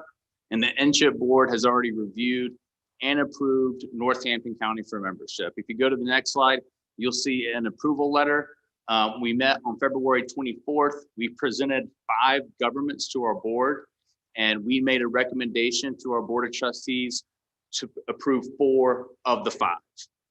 So 4 were approved, 1 was denied, and a denial is strictly based off your risk profile and high cost claims that are considered to be ongoing. Those are the types of risks our pool cannot take, but in the situation that you're in today, you're a great risk for our program, meaning that your risk profile, your claims experience is on par or better than your current average. So a couple key stats before we get into the numbers. Member retention is 100%. So in other words, when folks come into the program, they see the stability that it brings and they want to stay. We've grown our membership by 20%, more than 20% year over year. So when folks start to learn about INCHIP and see the financial stability it brings to their communities, they want to be a part of it. When you think about healthcare renewal averages on an annual basis, national trend is 7%. Our members average a 1.5% increase. If you go to the next slide, that third bubble, 1.5% increase is our average from year to year. So we're far outpacing market trends. We have our current reserves of $12 million. Every year, we have our actuaries review the money we have in the bank to tell us how much we need for our excess liabilities if the program were to end today. The answer to that question for us is $4 million. So to be in a position to where we have 3 times what we need is a fantastic financial position. And these monies are tied to our member partners that they can access when they see fit. So let's jump into the numbers here specific to Northampton County. If you go to the next slide. And one more. So you have one plan today. It's a fully insured program with Cigna. You'll see the numbers there outlined in gray. The employee only costs $914, ranging to the family cost of $3,000. You can see that yields $2.95 million is the amount the county pays to Cigna every single year. When we looked at your most recent loss ratio, your loss ratio is about 79%. So think about that. $2.95 million is what you pay to Cigna. They've paid about $2.3 million out in claims. So when we did our risk analysis, we think Cigna's charging you too much for the plan that you have today. So when we look at your claims and project your costs moving forward, $2.57 million is the amount we think you need to fund the plan to mirror your plan design as it is today. And if you look at the percentage reduction, it's a 12.9% decrease to what you're paying today. So a significant savings. When you compare our projected cost of $2.5 million to what's being funded today, it's about a $382,000 difference. Cigna is projecting a 7% renewal. They'll try to negotiate on that, but if you compare it to the renewal, it's savings of $587,000. So pretty impactful dollars there. Now keep that $2.57 million in mind, and let's carry that over to the next slide. So NCHIP is going to bring long-term financial stability. Now, if you look at that in this model, in the green box, you'll see that $2.57 million again. I told you we averaged a 1.5% increase for the past 3 years, but let's conservatively say it's a 2% increase. So if you were to average a 2% increase over the next 5 years, how much would Northampton County spend? The answer is $13.4 million, okay? Now, if you were on a standalone basis, and if you're fortunate enough to average a trend increase, in our model, 7%, $3.1 million your starting point if you accept the renewal at 7%. Carry that down 5 years, the total spend is $18.1 million. So you can see the difference there is significant, just shy of $5 million. And the way that the model is set up is everyone is sharing risk of high cost claim activity. And because we're so large, because we're almost 10,000 members, it smooths out the cost for everybody.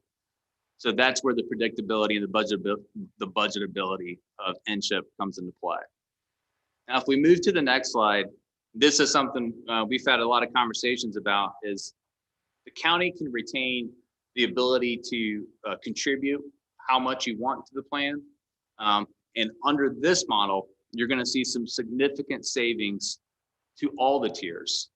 Now, a big focus is when you look at the dependent tiers right now, there's only 6 people at the county that are signed up for those tiers. And the reason is it's because it's too expensive. So if we're able to reduce the cost of the plan, then we're able to make the dependent tiers more appealing and potentially cover more families. And I think that's a really positive message that you would want to send to the county employees. So if I highlight, we ran multiple different options, and this is what my team and I do. We do contribution scenarios. So when you think contributions, how much is the county putting in versus how much employees are? And right now, the county is paying about 90% of that total cost. The employees are paying 10% of that total cost. But we modeled a scenario that is showing savings to the employee, and this is option number 4 here, of $45 a month. The spouse cost would reduce by $435. The children tier would reduce by $367. And then very impactful is the family tier, reducing by $819. Now, we don't know how many more families are going to sign on to the plan. Right now, there's 0. But if you reduce the cost of the employee by $800, they're definitely going to take a look at it and see if they can take advantage of the family plan. So we wanted to show you what different scenarios would look like. But again, Gallagher would work with the county to determine what contribution strategy is the right fit. Now, equally as important as the contribution strategy, the next slide, you'll see different plan design options. And again, we model out the options, and if you change your design, it's going to increase or decrease the cost of the plan. So you can see option 1, 2, 3, or 4. Let's jump into option 3. Option 3, it lowers the deductible, so lowers the out-of-pocket dollars that an employee would spend, and also reduces the copays. If you look at the next slide, this is just a typical side-by-side comparison of how you would look at a health plan. You can see there in the yellow box, that's your plan today with Cigna. So an employee-only deductible is $3,000. The family is $6,000. The out-of-pocket maximum is $4,500. A family is $9,000. I'm not going to go through the whole thing, but you can see the copays, the co-insurance levels. Now, we can model multiple different scenarios to enrich the plan, make it a stronger benefit for employees, and that's what we're illustrating there on the far right. So we can take the deductible, for example, of $3,000 for the employee only and reduce that to $1,500. For the family, we can take it from $6,000, what it is today, and reduce that to $3,000. Right now, your employees are paying $50 or $75 on brand drugs. We can take a look at reducing that to $30 and $50 in this scenario here. Now, I showed you if we did an apples to apples comparison, what the cost difference is going to be, and that's there in the middle column. It's a 12.9% decrease. Now, we can put some of those savings back into the plan, making the benefit better, and you're still saving 6%. And that's what's illustrated there in that last column. So I think the point we want to make here is the plan design and the contribution strategy. We work with your staff to make sure that we have the right fit for the county. Okay. So this is on the next slide here. So why should the county accept the NCHIP board's invitation to join? And it's all the things I talked about. It's becoming owner partner of the board of trustees, helping to guide the pool forward. It's being able to keep your plan design and make it richer. It's being able to access NCHIP's group purchasing power, our pricing deals that we're able to negotiate in the market. It's being able to reduce the cost for your employees. And then again, that approval letter is based off of this point in time. It's based off the 24 months that we've already evaluated. So knock on wood, there's nothing that happens in the future, but in the event there is, it's okay because you're going to be able to stabilize those costs of those unpredictable high cost claims with your other member partners. All right. So an important thing to think about. Now, the next slide, this just in closing demonstrates the Gallagher partnership model. I talked a lot just now about health plan strategy and data, but don't lose sight of the fact that we're a full service consulting firm. We help our clients, you can see on the bottom right, with dental plans, vision plans, disability plans, life plans. We help our clients with employee assistant programs. We make sure that your plans are compliant. We make sure that your plans are properly communicated to your employees so they understand the investment the county's making in them. And we also help our clients with well-being programs. The next slide is just an example of some of the EAP programs that we looked at in detail, and we put a box around the one that we would recommend for the county. If you move 2 slides forward, this is just a timing. I understand you guys are talking to multiple different potential partners for the 7/1/2021 plan year, but we're big planners, and we like to be transparent with our partners and kind of the next steps and the milestones as we lead up into a new plan year. So with that, I'll end on the last slide and take any questions that you guys have. I will this time ask Mr. Edwards, who's in this same business with the school system. He knows more about it than I will ever know, and I ever want to know. I ask Mr. Edwards this time if you have any questions, since he is the person who works with these programs likewise.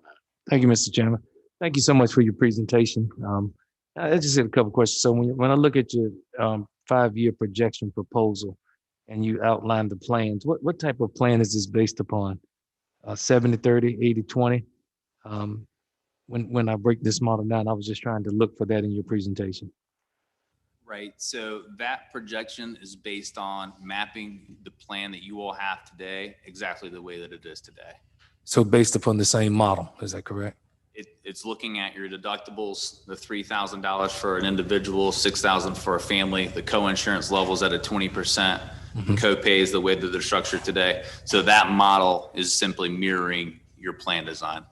Thank you. When you say a 5-year projection, so to get this type of savings, what is the contractual agreement that must be agreed upon? Sometimes it's a 1-year, 2-year, 3-year. What are you basing this upon? Yeah, we intentionally have 1-year agreements. 1 year. And so if at the end of 1 year, the county doesn't think this model is the right fit for them, you can decide to leave the program with no penalties.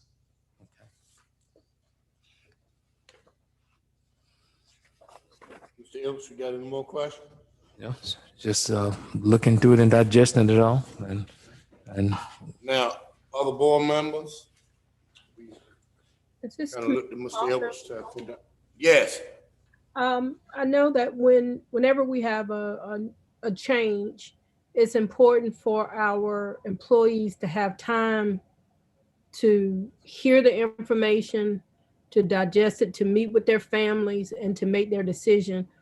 From the time in which we would make a decision, how much time do you give to do employee sign up and explaining all of the opportunities that will exist for them? Great question. How would that And, look? How would that look? Great question. And the short answer is we take the county's lead on that. All right. So we want to understand what you've done in the past, what's worked well, what do you want to see approved? And we're going to try to meet the needs of the county.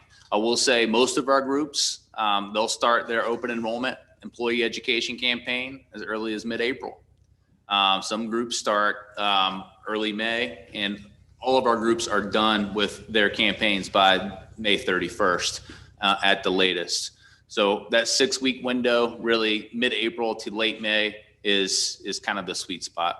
But we like to have at least a 30-day communication campaign to employees so they're well informed. Commissioner Faulkner, any other questions? No, thank you. Thank you, sir. Thank you. Y'all asked some good questions. I need to know the answer to those myself. Didn't know how to ask it. Ms. Buffalo? I'm absorbing it. I don't have any questions Okay. at this time. How about you? I don't have any questions. I'm just glad to see this come forth because it had been brought to our attention. You know, commissioners, let's take a look at our health insurance policies. Let's see why some candidates may not be interested in signing up as an employee of Northampton County because of our health costs. So thank you for being diligent and going out and doing some research. And thank you for your presentation tonight. You're welcome. It's impressive to me. Very impressive. Thanks. Thank you for coming tonight. If we have any other questions, we'll give to our HR person. And we will certainly be back in touch with you. Thank you for taking the time. You've done an outstanding job of us giving us this information. And I want you to know, very lastly, we're just looking at what we can get for our employees at the best price. Absolutely. Okay, and what can save our county funds. Okay? Absolutely. Thank you. Thanks for your time. Thank you, sir. Mm-hmm.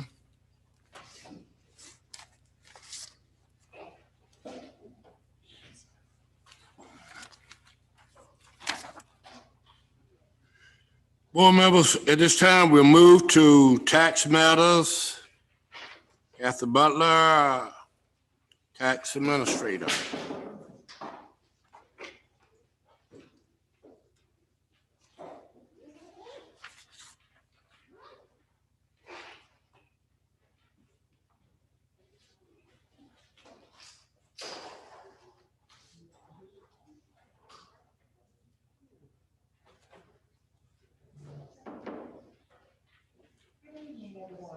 Good evening. Our first decision paper tonight for the ad valorem tax bills. This is in the amount of $1,070.42 on 4 appeals. I'm asking the board for their recommendation. Okay, board members, you have learned tax appeals. What's your pleasure?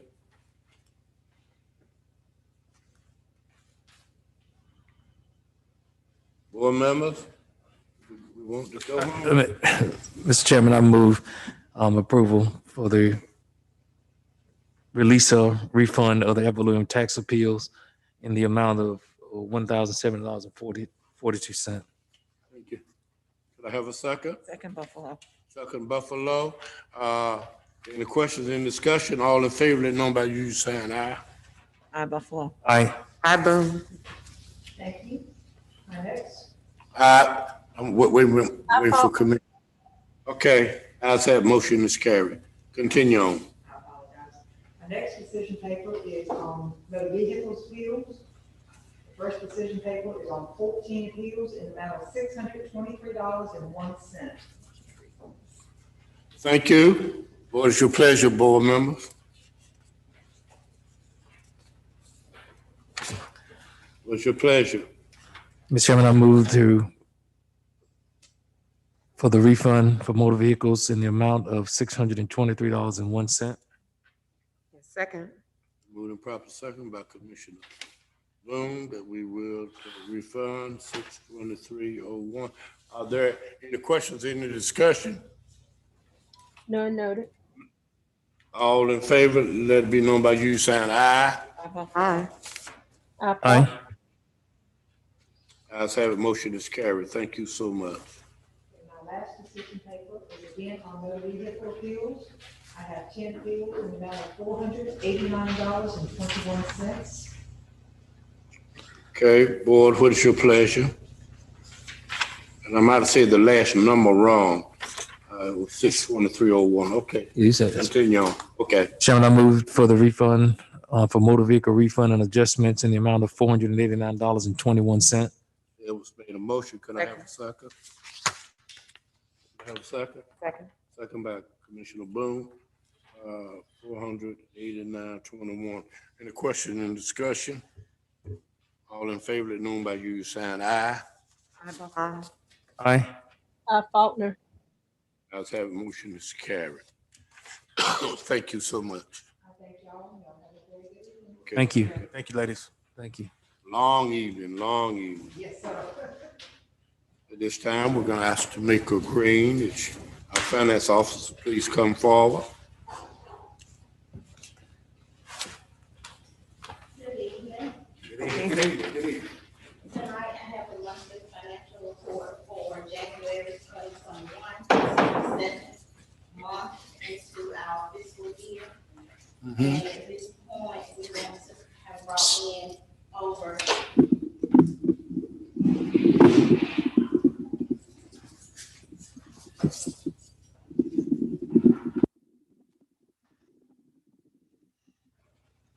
Okay, good evening. Can you hear me?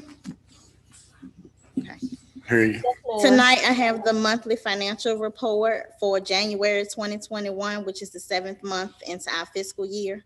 At this point, we want to have brought in more than 58% of our revenue, and we've brought in 76% of our budgeted revenue. And for our expenditures, we want to be under 58%, and we are at 40% for our expenditures. Great job. Great job. That make our audit report looks good again. Thank you. Board members, you got any questions you all need to ask the finance officer about the monthly financial report? Commissioner Faulkner, any questions? I love it. I love it. In this way, I mean, this is it. This is fine. Commissioner Edwards, any questions? This is our finance. I have no questions. Thank you so much. Yes, indeed. Thank you for giving us this report every month. Thank you. Letting us know where we are financially. Okay, at this time, continue on. Okay, next I have budget amendments. The first one, number 27, is to receive $25,298 for the health department for COVID-19 vaccination program. Okay. The next budget amendment, number 28, is to receive $11,279.87 in pandemic leap administration funds for Department of Social Services. Okay.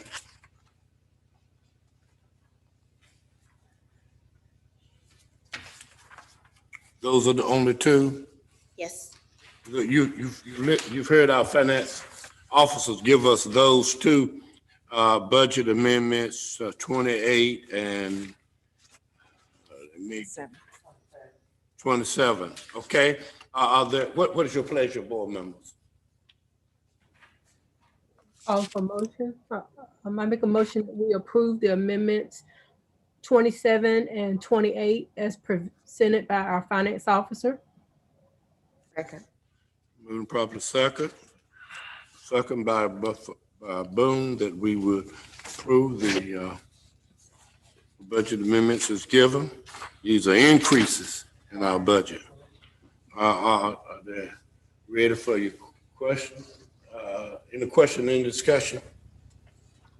I guess my question is more probably long-term, and I guess Ms. Boone and the health department about their anticipated cost and needs for operating the COVID vaccination program. So is there a needs beyond this that we need to be looking at to fund? They're doing an awesome job with these Saturdays. So some of them are working 6 days a week.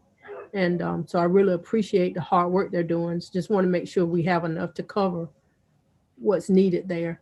I guess it's not something so much that we need to talk about right now, but just something for us to look at through the health department. I think with the COVID funds that's coming through, they will have ample enough money to do all they need to do, even in what they passed this past week in the $1 trillion. So much of that is for COVID. So I think our health department will be fine, but we're asking you to keep us informed. Yes. Okay.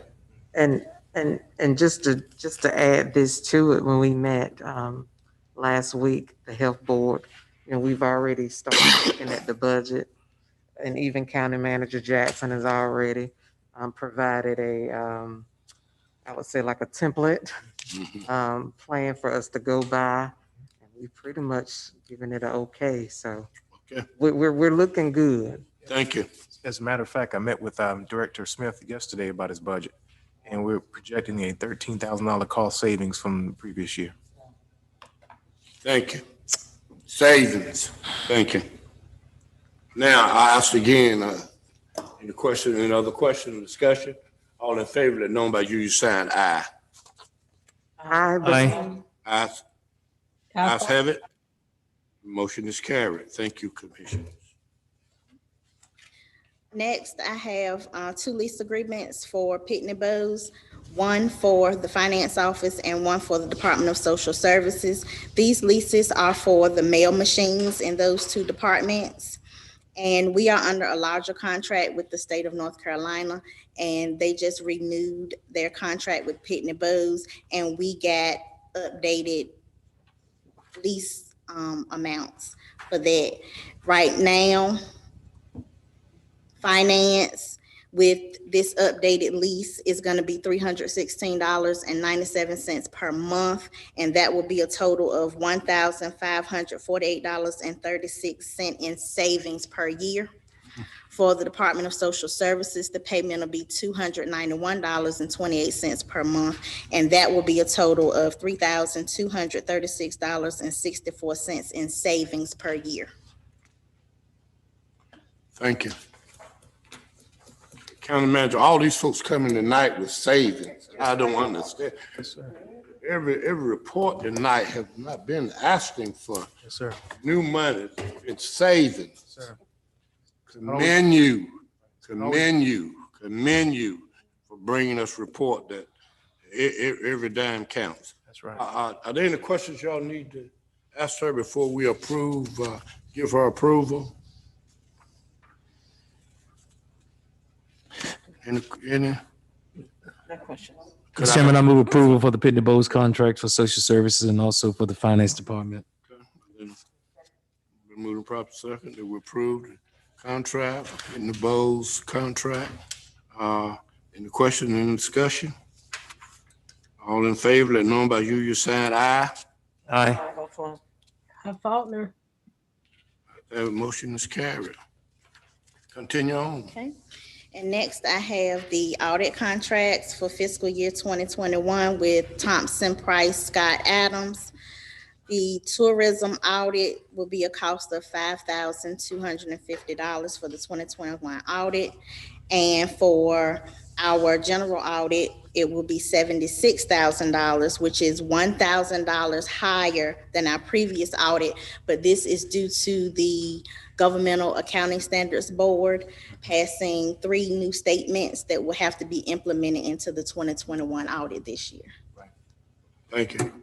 We do know that the audit from tourism, it comes from their tourism funds. Am I right? Yes. Okay, thank you.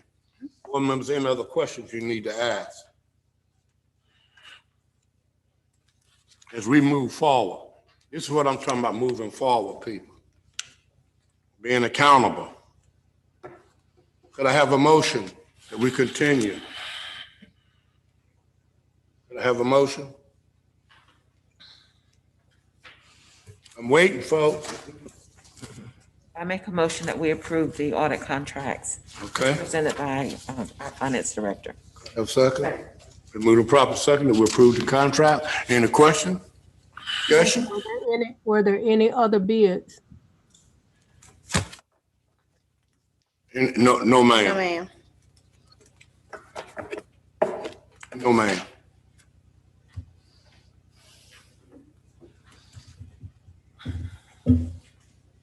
Okay, at this time, all in favor, let it be known by, I've been moved and properly. Yeah, okay. Now, are there any questions, any other discussion?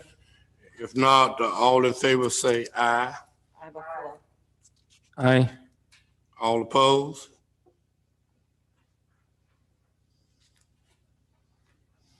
Ayes So- have it. One question, was this for just the audit for the tourism, or was this for our, Just for our audit likewise. um, It's our audit likewise.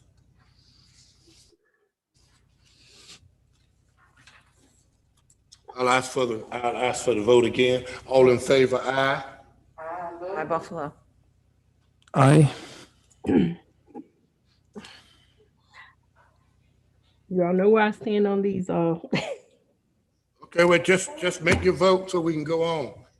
We've done ours. We have no problem, okay?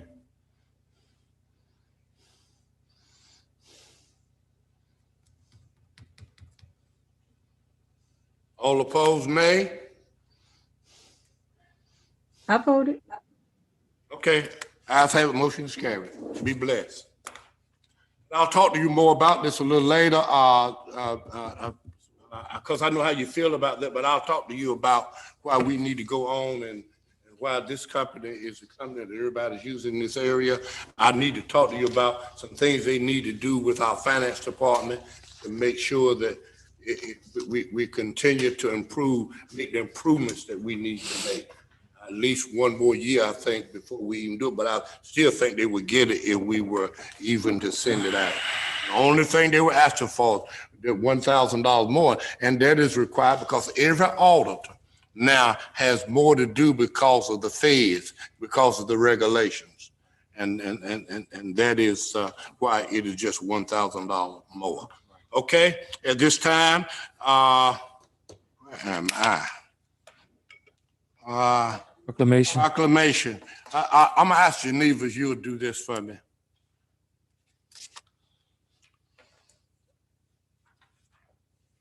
Geneva? Ms. Faulkner? Things in the board book are not in the same order, so I have to find it. I understand. Page 132.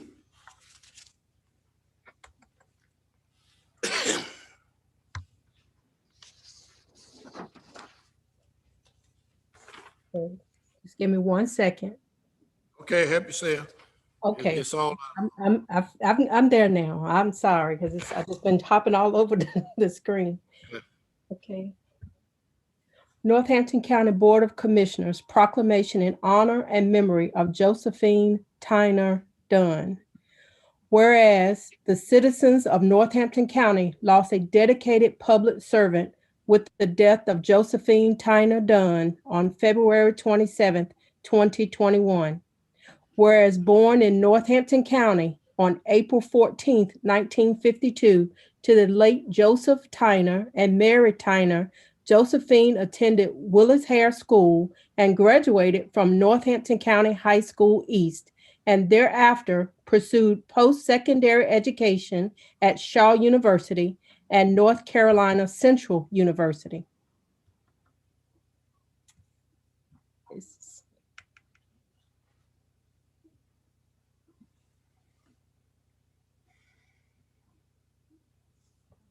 Whereas Josephine was a career employee of Northampton County Schools, where she imparted her talent and passion for music as a chorus and music teacher at Northampton County High School East and West, beginning in 1991.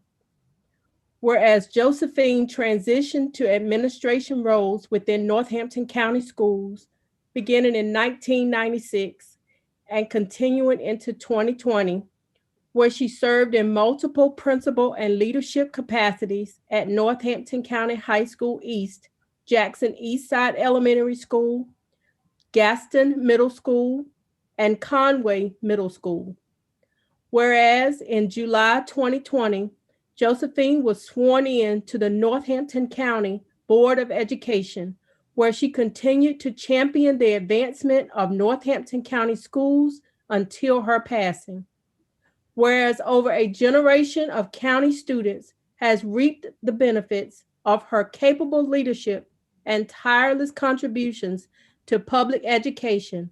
And whereas Josephine was universally loved by her former students and colleagues and will be missed by all those whose lives she touched.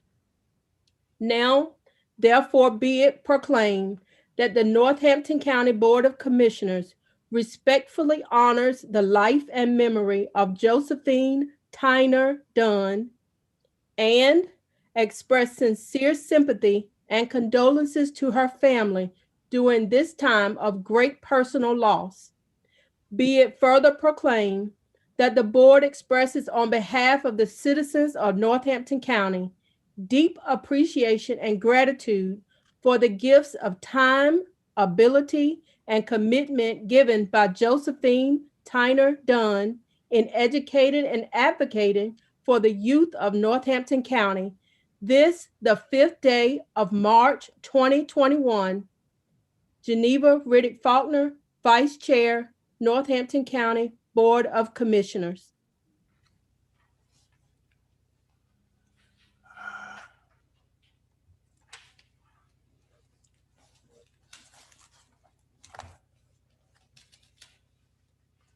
To all of you in Northampton County,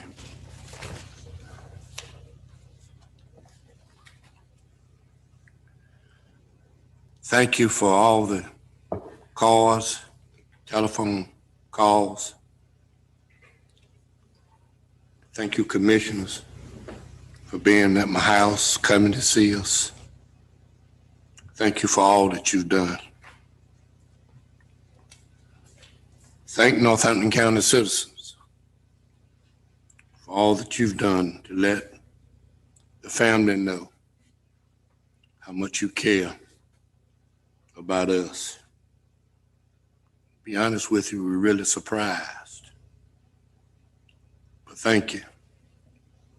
And all of you know that Josephine gave her life and everything she had to education. And we, the two of us, two parts and a P, we were all together. We've been together. That's why she went to Shaw University. She wasn't a preacher. I was the preacher. But I went there because I wanted her to come there, because I could give her a full scholarship to go to Shaw.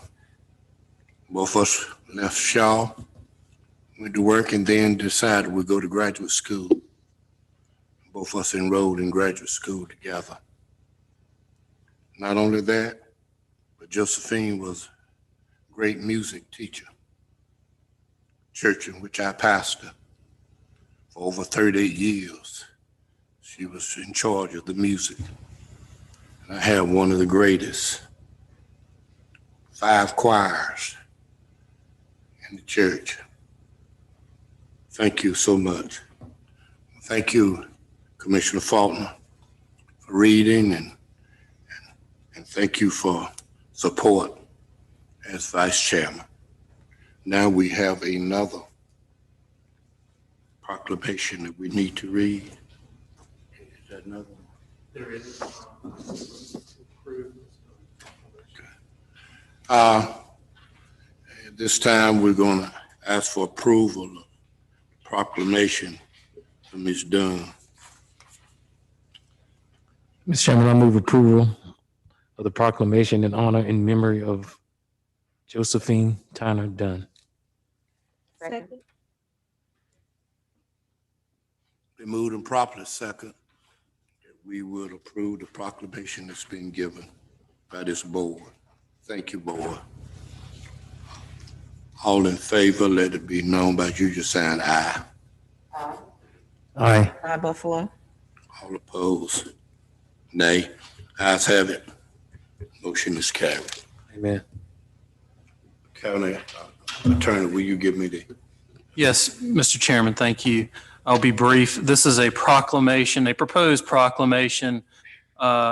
April 2021 has been designated as North Carolina 811 Safe Digging Month, and I will read the resolution, its conclusion. Now therefore be it resolved that Northampton County has designated the month of April 2021 as North Carolina 811 Safe Digging Month to encourage all excavators and homeowners of Northampton County to contact 811 either by dialing 811 or contacting NC 811 via the webpage of nc811.org at least 3 working days prior to digging in order to know what's below, avoid injury, protect the environment, prevent millions of dollars in damages, and to remind excavators that 3 working days notice is the law for safe digging is no accident, and that more information may be attained by visiting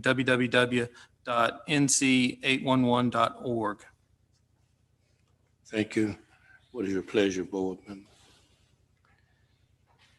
Make a motion Chair- to approve the proclamation Okay. presented Can I by have- our county attorney for designating the month of April 2021 as North Carolina 811 Safe Digging Month.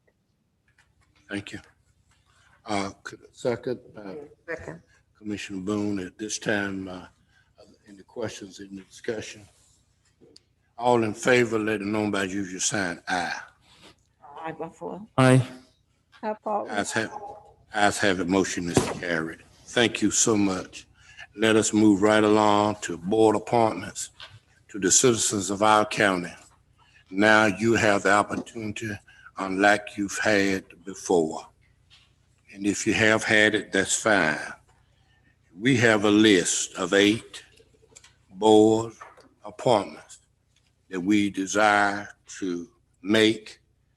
We're asking you, it'll be in the newspaper, if you're interested in being on any of these boards, please fill out the application, the information that's needed, so this board can fill all positions that we have in our county and even out of our county. So we listed them tonight so that you know what positions we have on the board. And we are interested in having you join the board. Now, let me say this clear. Now, you join the board if you got something to bring to the table, if you have an interest in it, if you want to see it move forward. If you want to see it move forward, then you coming on this board to help it make decisions that will move Northampton County forward. Now, you're not going to come on the board and give us your name and not show up for the meetings. Now you coming to join and be on this board to receive that $25 or $30 travel. You're coming on the board because Northampton County has great plans for the future. And you want to be a part of the growth for Northampton County. You have said to us that you were not a part of, you didn't feel a part of. Folks, you have an opportunity now. The airport, the planning board, Lake Gaston, weed control, home and community care block grant, tourism development authority, economic development commission, CADA, and Turning Point Workforce Development. You have an opportunity. All you got to do is fill out the form and get it back to us. And our next board meeting, we'll begin to make those appointments. Even if you are on that board and you desire for us to consider you, you still needs to fill out a form. All clear. Board members, you all understand that? Clear. In your district, board members, you are the solicited people in your district to join us on any of these boards. Any of these boards. We desire to have the citizens' input on these boards. Are there any questions? Commissioners, you need to say, anything you need to say about the boards? I saw a list at one time of how many we needed for each one of them, but it's not on this one. But at any rate, there are a number. Okay, you got it on this one. On this one, the airport, 1, planning board, 5, lit gas and weed control, 1, home and community care block grant, 3, tourism development authority, 1, economic development commission, 8, cater board, 1, and turning point, 2. Okay. Thank you. You have an opportunity to participate in the growth and what we plan to do for Northampton County. Thank you. At this time, if the commissioners, any comments about those appointments? None. Please solicit your folks. Please solicit your folks. We don't want to see the same folks. We want to see different folks, okay, who can bring something to the table, who can help us in things we are doing. The next thing we have is our county manager comments. Good evening, citizens. I just want to run down the agenda for this evening. Just a couple of things I want to highlight. The public safety officers who rescued the 2 folks down in Conway. I think it was Conway. We want to thank them for risking their lives to save someone else. As you can tell just from the expression on the couple's face, the gratitude that they showed. Like the gentleman said, you could be here today and gone today. But thank goodness these people risked their lives for them. A couple other matters. In terms of the water system, you know, we hired a new public works director, which I think we needed. We had a vacancy for a couple of months. You know, this is probably the area that keeps me up at night in terms of what we need to identify and correct any gaps. Our water utility system is vital to public health, public safety. And we will work with engineers on a monthly basis to make sure that we develop the CIP and make sure we follow their recommendations from their asset management plan. I think this is priority number 1 for Northampton County. The audit report, again, we heard some great things. We've been achieving cost savings for the past couple of years, and we're budgeting very well. But again, for rural county, economic development is the key to survival. And as you saw with our new hire, Mr. Shumpert, we're going to hit the ground running with Mr. Shumpert. He's already working on at least 5 projects for small businesses. He's working with some of our state offices. But that's the key, is to hit the ground running for economic development and for water utility. I want to thank finance staff, Ms. Green and her staff, working tirelessly. And I'm talking sun up to sundown and beyond. The public doesn't see that, but I do. And I want to thank them for keeping their nose on task and moving forward. I want to thank Dr. Wood for his great work with the benefits strategy that he's putting together, the pay study, the new hires. He has taken on a workload like I've never seen an HR professional do. And I appreciate that, sir. Thank you very much. The pay study and the benefits that's what's key to our employees. That's what they want to know about. You know, we want to be competitive with other counties. We got to have a great pay plan, and we got to have great benefits. And I thank Dr. Wood for doing that. I want to thank the rest of our staff. As they've mentioned tonight, the theme is cost savings. It's not always about revenue. Revenue is great, but it's better to save a dime than anything else. We want to make sure that we continue our cost savings moving forward. And I just want to say our staff is so focused every day. We've got good people in each department, and they're focused on operating better. And that's one of the things I'm seeing now with our budget preparation for FY22. I've met with just about every department with their budget, and we've gone line by line by line for every department budget. And the goal is to kind of move away from the line item type of strategy to more of a performance metrics type of budgeting.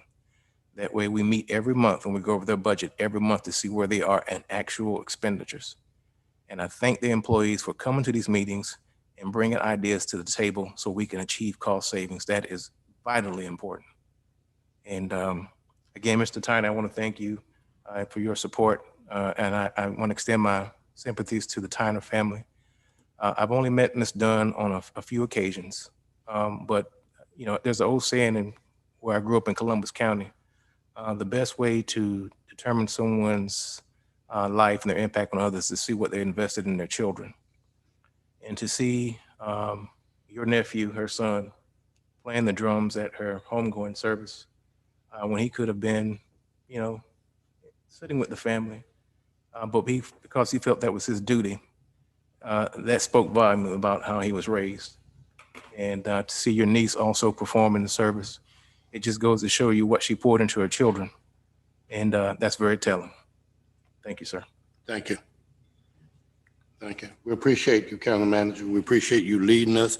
We're looking forward for the new budget that you're getting ready, that you're preparing, getting ready to present to us. And if you need any commissioners, any response from us, feel free to call us. We are as close as your telephone. I do note that the next one we have is Citizens Board comments. We do have two citizens comments, letters that were given to us. And I'm going to ask at this time if our county attorney would represent for us we've seen them, county attorney, so if you don't want to read all of it, it's just entirely up to you. Thank you, Chairman Tyner. I'll be as brief as I can, and forgive me, I don't have these printed out. They're on my phone, so bear with me. The board members, sorry. Yes, ma'am. I have that one. Thank you, Ms. Smallwood. On March the 1st, the board received a letter from Northampton Citizens United. It was signed by Wayne Jenkins as chairman and Tim Hollowell as vice chairman. And briefly, I'll go through this as quick as I can. Dear Northampton County Board of Commissioners, we hope this message of concern finds you in the best spirit and health.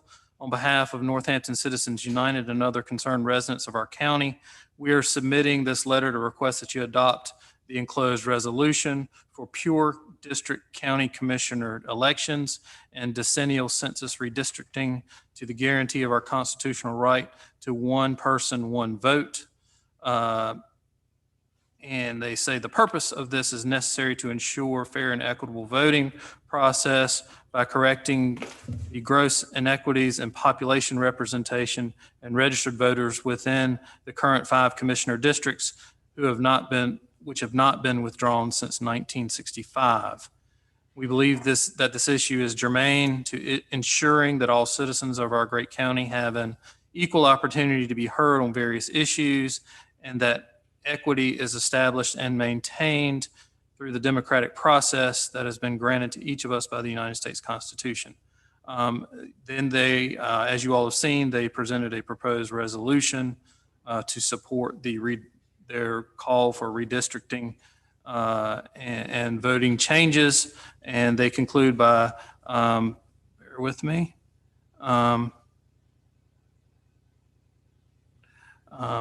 we, the undersigned concerned citizens of North Carolina, request that the Board of Commissioners adopt a resolution supporting redistricting and pure district election of county commissioners, where residents per district vote for commissioners by referendum, and bill draft to the North Carolina General Assembly through our delegation representative members, Representative Ray and Senator Bazemore. We further request that the Northampton County Board of Commissioners calendar this matter in the next meeting in March or first meeting in April of 2021 and provide county residents representative voice through public comments per open meeting guidelines.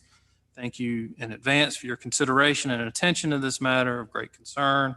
We appreciate your time and efforts invested in Northampton County citizens and sincerely request your immediate attention to this matter. That's the end of the first comment. The second citizen comment is related and was received today, March the 15th. It was by John, forgive me, I can't pronounce his name probably, Skak. Sorry. He is from Henrico. Request that the subject of the recent article in the Lake Gaston Gazette, Citizens United Group seeks to change way Northampton County Commissioners elected, be addressed. Number one, what is the commissioner's take on it? Number two, what actions are going to be taken to correct the inequalities in the sizes of the districts?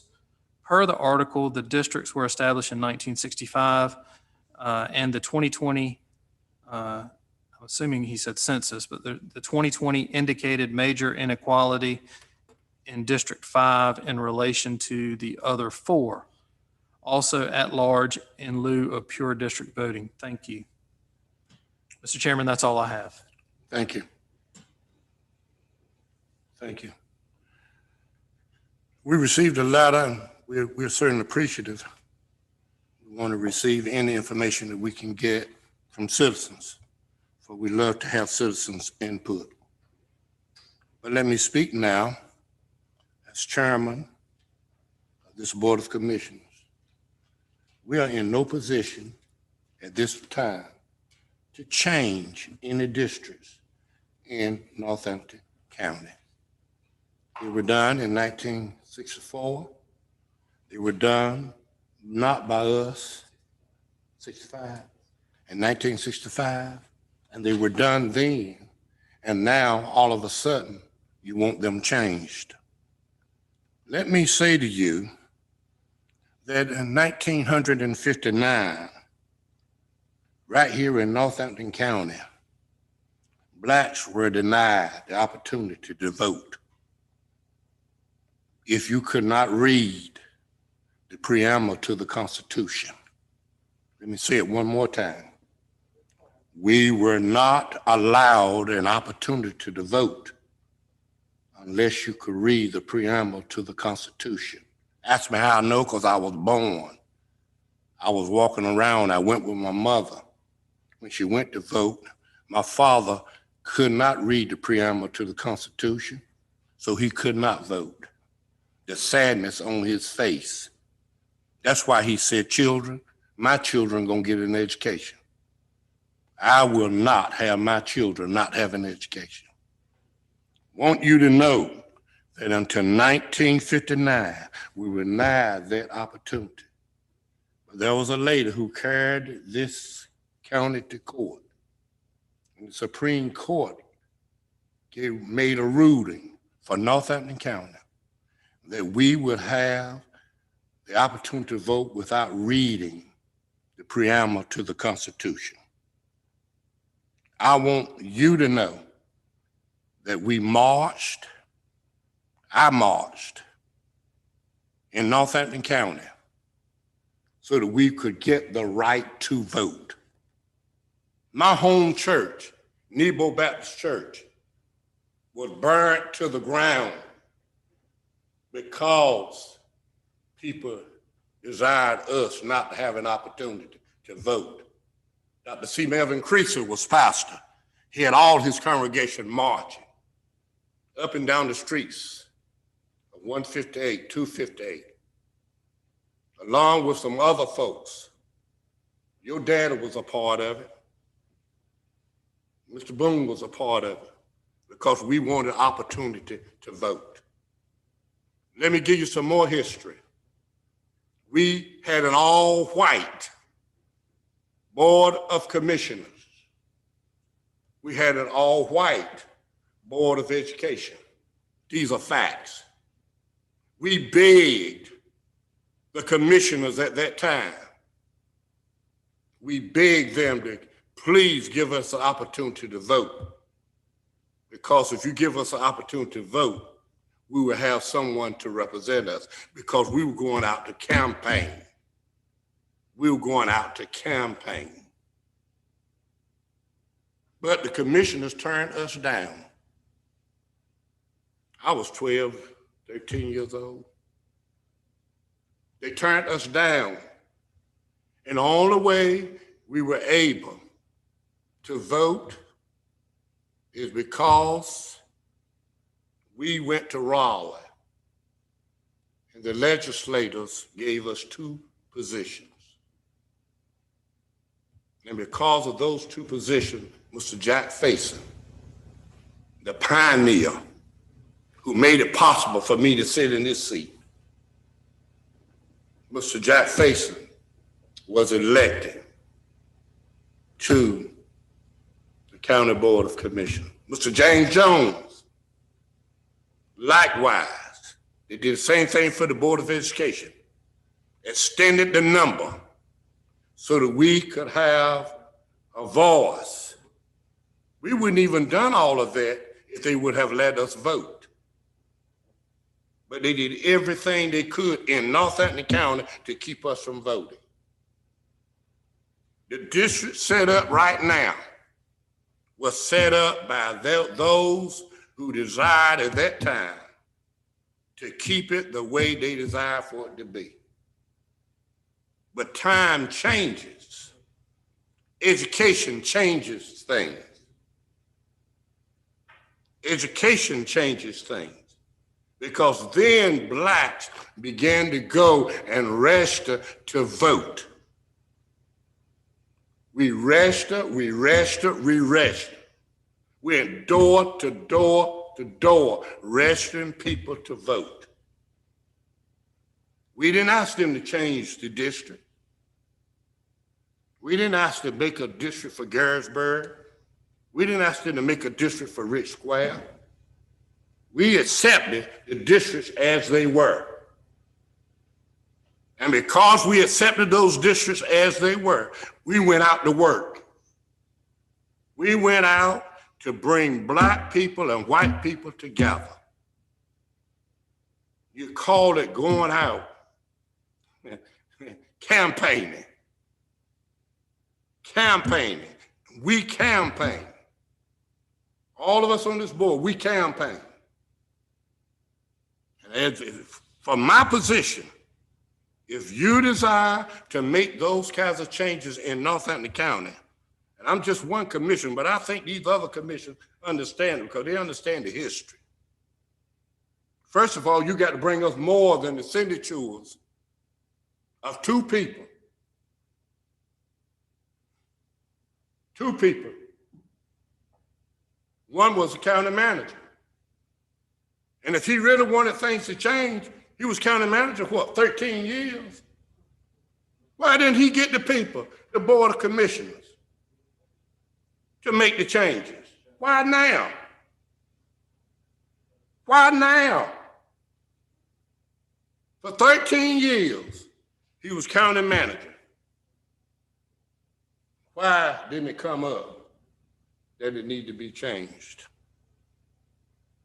And then I just wonder, is it because the election didn't go the way they desired for it to go? And then they bring this before us? In our hearts, to the citizens of this county, I worked here for 25 years. I'm fair, and I'm gonna do things fair. These commissioners we got right now gonna do it fair. It's not black and white. It's now who can get the job done. That's what it's all about now. We don't desire, we have no desire to not be inclusive, but it works both ways. It works both ways, North Anthony County. We're gonna meet you, yeah, we're gonna do all we can. And you saying you don't have representation? You got 5 people from you, all of them from different districts. Mr. Edwards, here he is. He's from the Western End. And perhaps now some of the numbers have changed. Just not a lot have changed. Not since 64, 65? Not since 1965. We can work this together, but we got to work it together and stop fighting. This is no fight. This is just doing what's right. And tonight I honor my sister because every meeting I come to, she will call me before the meeting starts and say, Charles, do what's right. She will call me before every meeting. You know where we come from. Just do what's right and love everybody. That's what this commission, that's what all of us commissioners are all about. But for you to come to tell us that you want to change this now, just not fitting. And if you did want it to change, what is 1,500 signatures to 10,000, over 10,000 voted in the last election? At least you ought to brought us 5,001 signatures. How are you going to change this? You haven't even gone to the Democratic Party and asked the Democratic Party for their blessing. How are you going to change this? And you haven't even gone to the group that represented black folks all these years, the NAACP. Why are you going to come to us? And going to the newspaper before you come to us? And put it in the headlines in the newspaper and we haven't even seen it? That's disrespect to us. As commissioners, we want to listen to you. We want to do what's right. But you got to come to us and we got to sit down together. This have not taken place.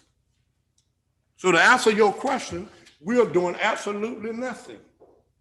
We're going to continue just as we are. If you want to carry us to court, the court system is available. And I promise you these commissioners will abide by the court decision. This is not a decision we're going to make at this time to make a change. Campaign, work hard, let citizens know that you stand for what's right. And they'll vote for you. They will vote for you. Okay? Thank you. I hope our commissioners, any commissioners have any comments? I know I'm your spokesperson. You asked me to do that, and that's what I'm doing. Any of you have any comments? Have I misspoken about your stand? We talked. Thank you. How about it, Commissioner Faulkner? I agree. That's a decision for the courts to make Thank you. and the voters. Got it. Thank you. Okay. Commissioner Boone? And I don't want to prolong the meeting, but I just wanted to, I just had to thank, but you know what, you really opened the door for this too, Chairman Tyner, with your comments tonight to address that. You know, January 2019, we set out to establish this. And we said that we wanted to provide equitable services to our citizens. And I just want to share with our citizens tonight that there is an organization that wants to recognize Northampton County government for being a community bridger, a community bridge builder in Northampton County. So that takes being equitable. That takes this board being an equitable board, working together with our community and with our citizens. Halifax Community College is going to have a community bridge builder ceremony. And they have chosen to recognize Northampton County for this award due to the fact that Northampton County has fought so hard in the COVID-19 fight. And I wasn't even going to talk about it tonight, but I just got to address it because that means that people came together and worked together for that to even be shown, you know, for someone to see that in us, to see a light in us as a board, number one. And then having people like our health director, having people like Dr. Taylor Conway and his staff, having people like our own Northampton EMS interim director, Mr. Burnett, having Rural Health Group and their staff come forward with us, having Ronald Chuan Community Health Center, the Woodland Primary Care staff, our faith-based organizations, our NAACP, our local pharmacy, Vidant Health, Northampton County Public Schools, the town mayors and councils, local businesses, everybody working together to ensure that our citizens are vaccinated, to ensure that COVID-19 testing took place, all of that. Now someone wants to award Northampton County for that. But yet you want to bring forth something that may cause some division again? No, we're not gonna have that. Not when we got too many people at the table now that do want Northampton County to go forward. Too many people holding hands and working together now for us to go back.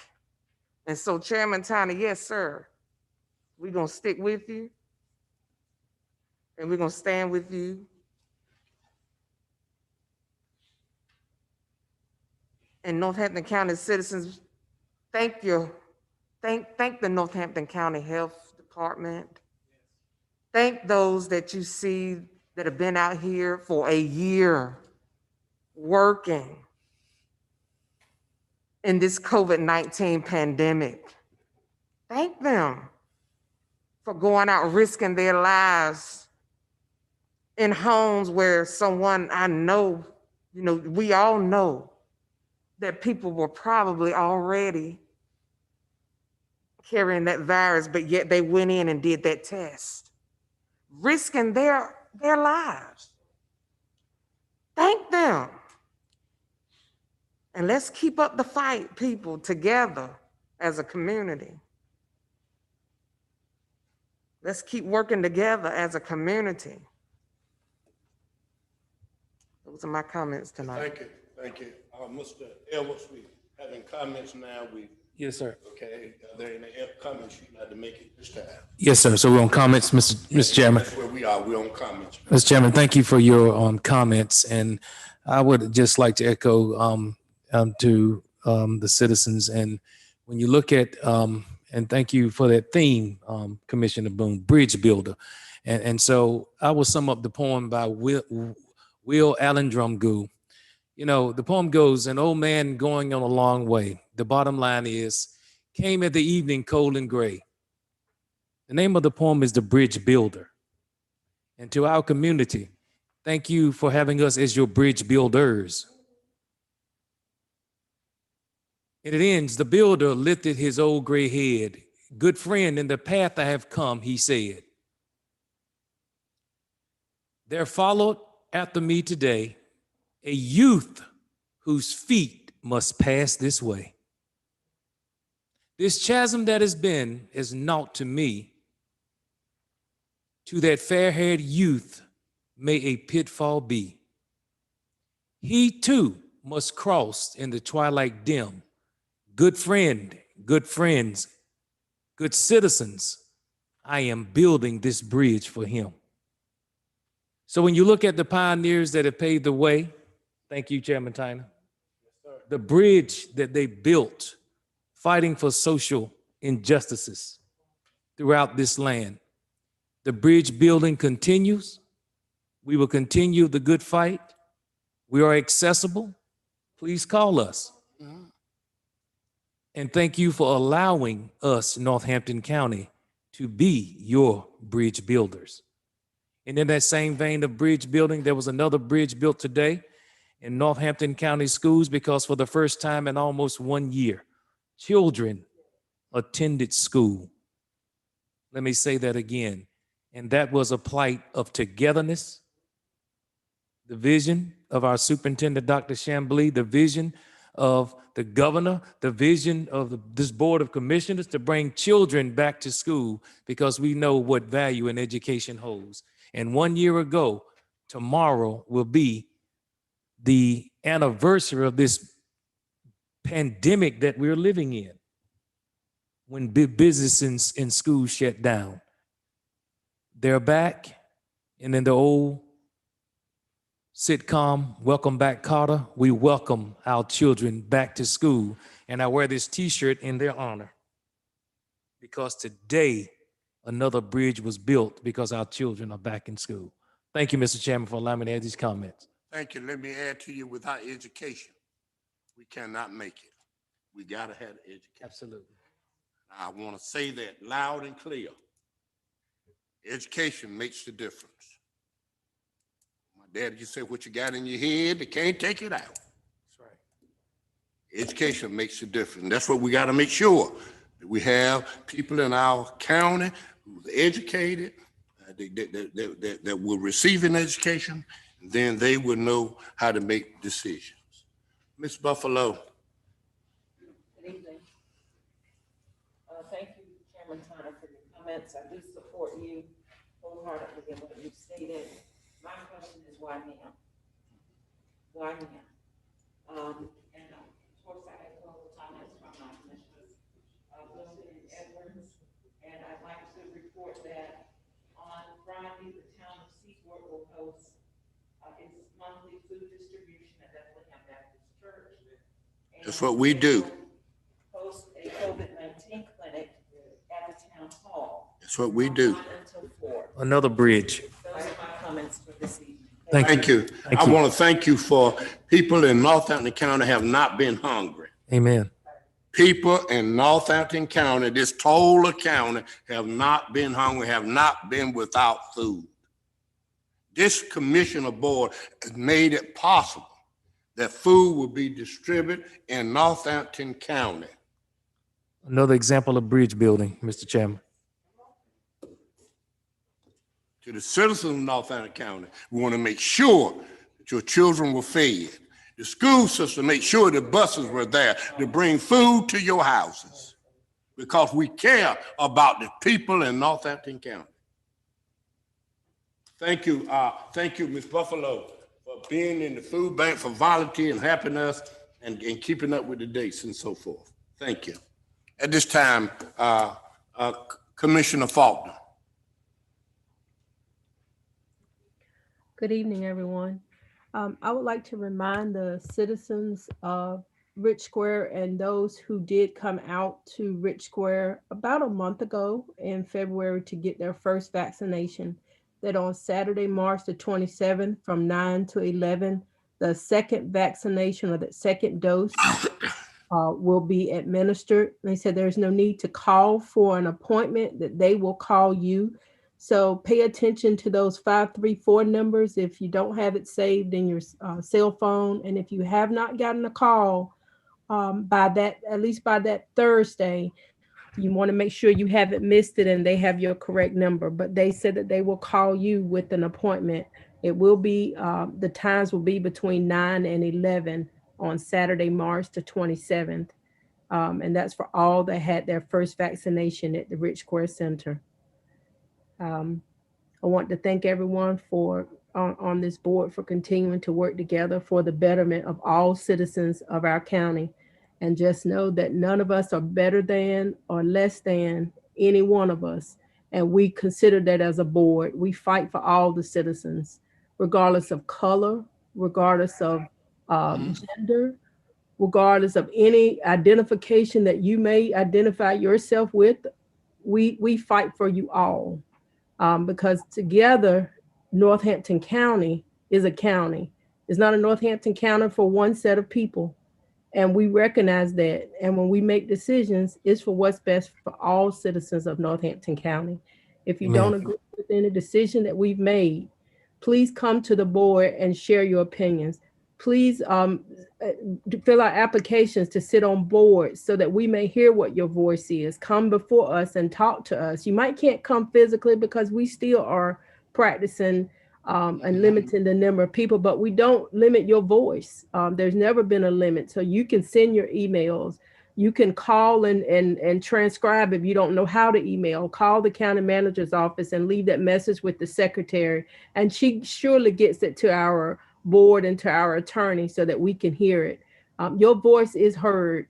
Please don't. And every time the decision is made, none of us always agree. There's never been a decision my parents made, my grandparents made 100% that I've always agreed with. There's never been a decision that my supervisors have made all of my adult life as an employee that I've always agreed with. But I can always trust that I've never worked anywhere that I didn't believe that the people had my best interest at heart. And I just want you all to know, if you feel like old people say sometimes, or young people maybe, that you feel some type of way about decisions or votes or whatever the case is, there's a proper way to have conversations so that we can all talk. We might not always agree, and that just doesn't happen. You just don't always agree, but we can still work towards the growth in our county. Share your ideas, share your vision, and maybe we might be more alike than sometimes you think. Thank you. Thank you. Let me close this meeting out by making 2 or 3 other additional comments. We know the time is leaving us tonight, but we're working real hard in Northampton County, really hard to make Northampton County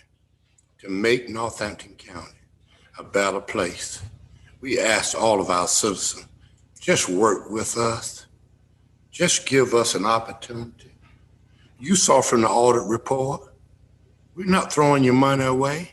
You saw from the audit report, we're saving you money. You saw from the audit report, the largest fund balance that Northampton County has ever had. We just ask of you to give us an opportunity that we can help move Northampton County to a new level. I was impressed this past weekend when I went to a football game at Northampton County High School. I want to give a shout out. Education is my thing too. I want to shout out to the coaches and all of those who were involved at the football game. Let me tell you something. If we all work together, our school system, our county government, all will be better. When I saw the stadium with over the capacity number for a football game when children were not even in school. We weren't in school. When I saw the coach, I gotta say it, and the players out there working together, the mannerism of the children that were there was just out of sight.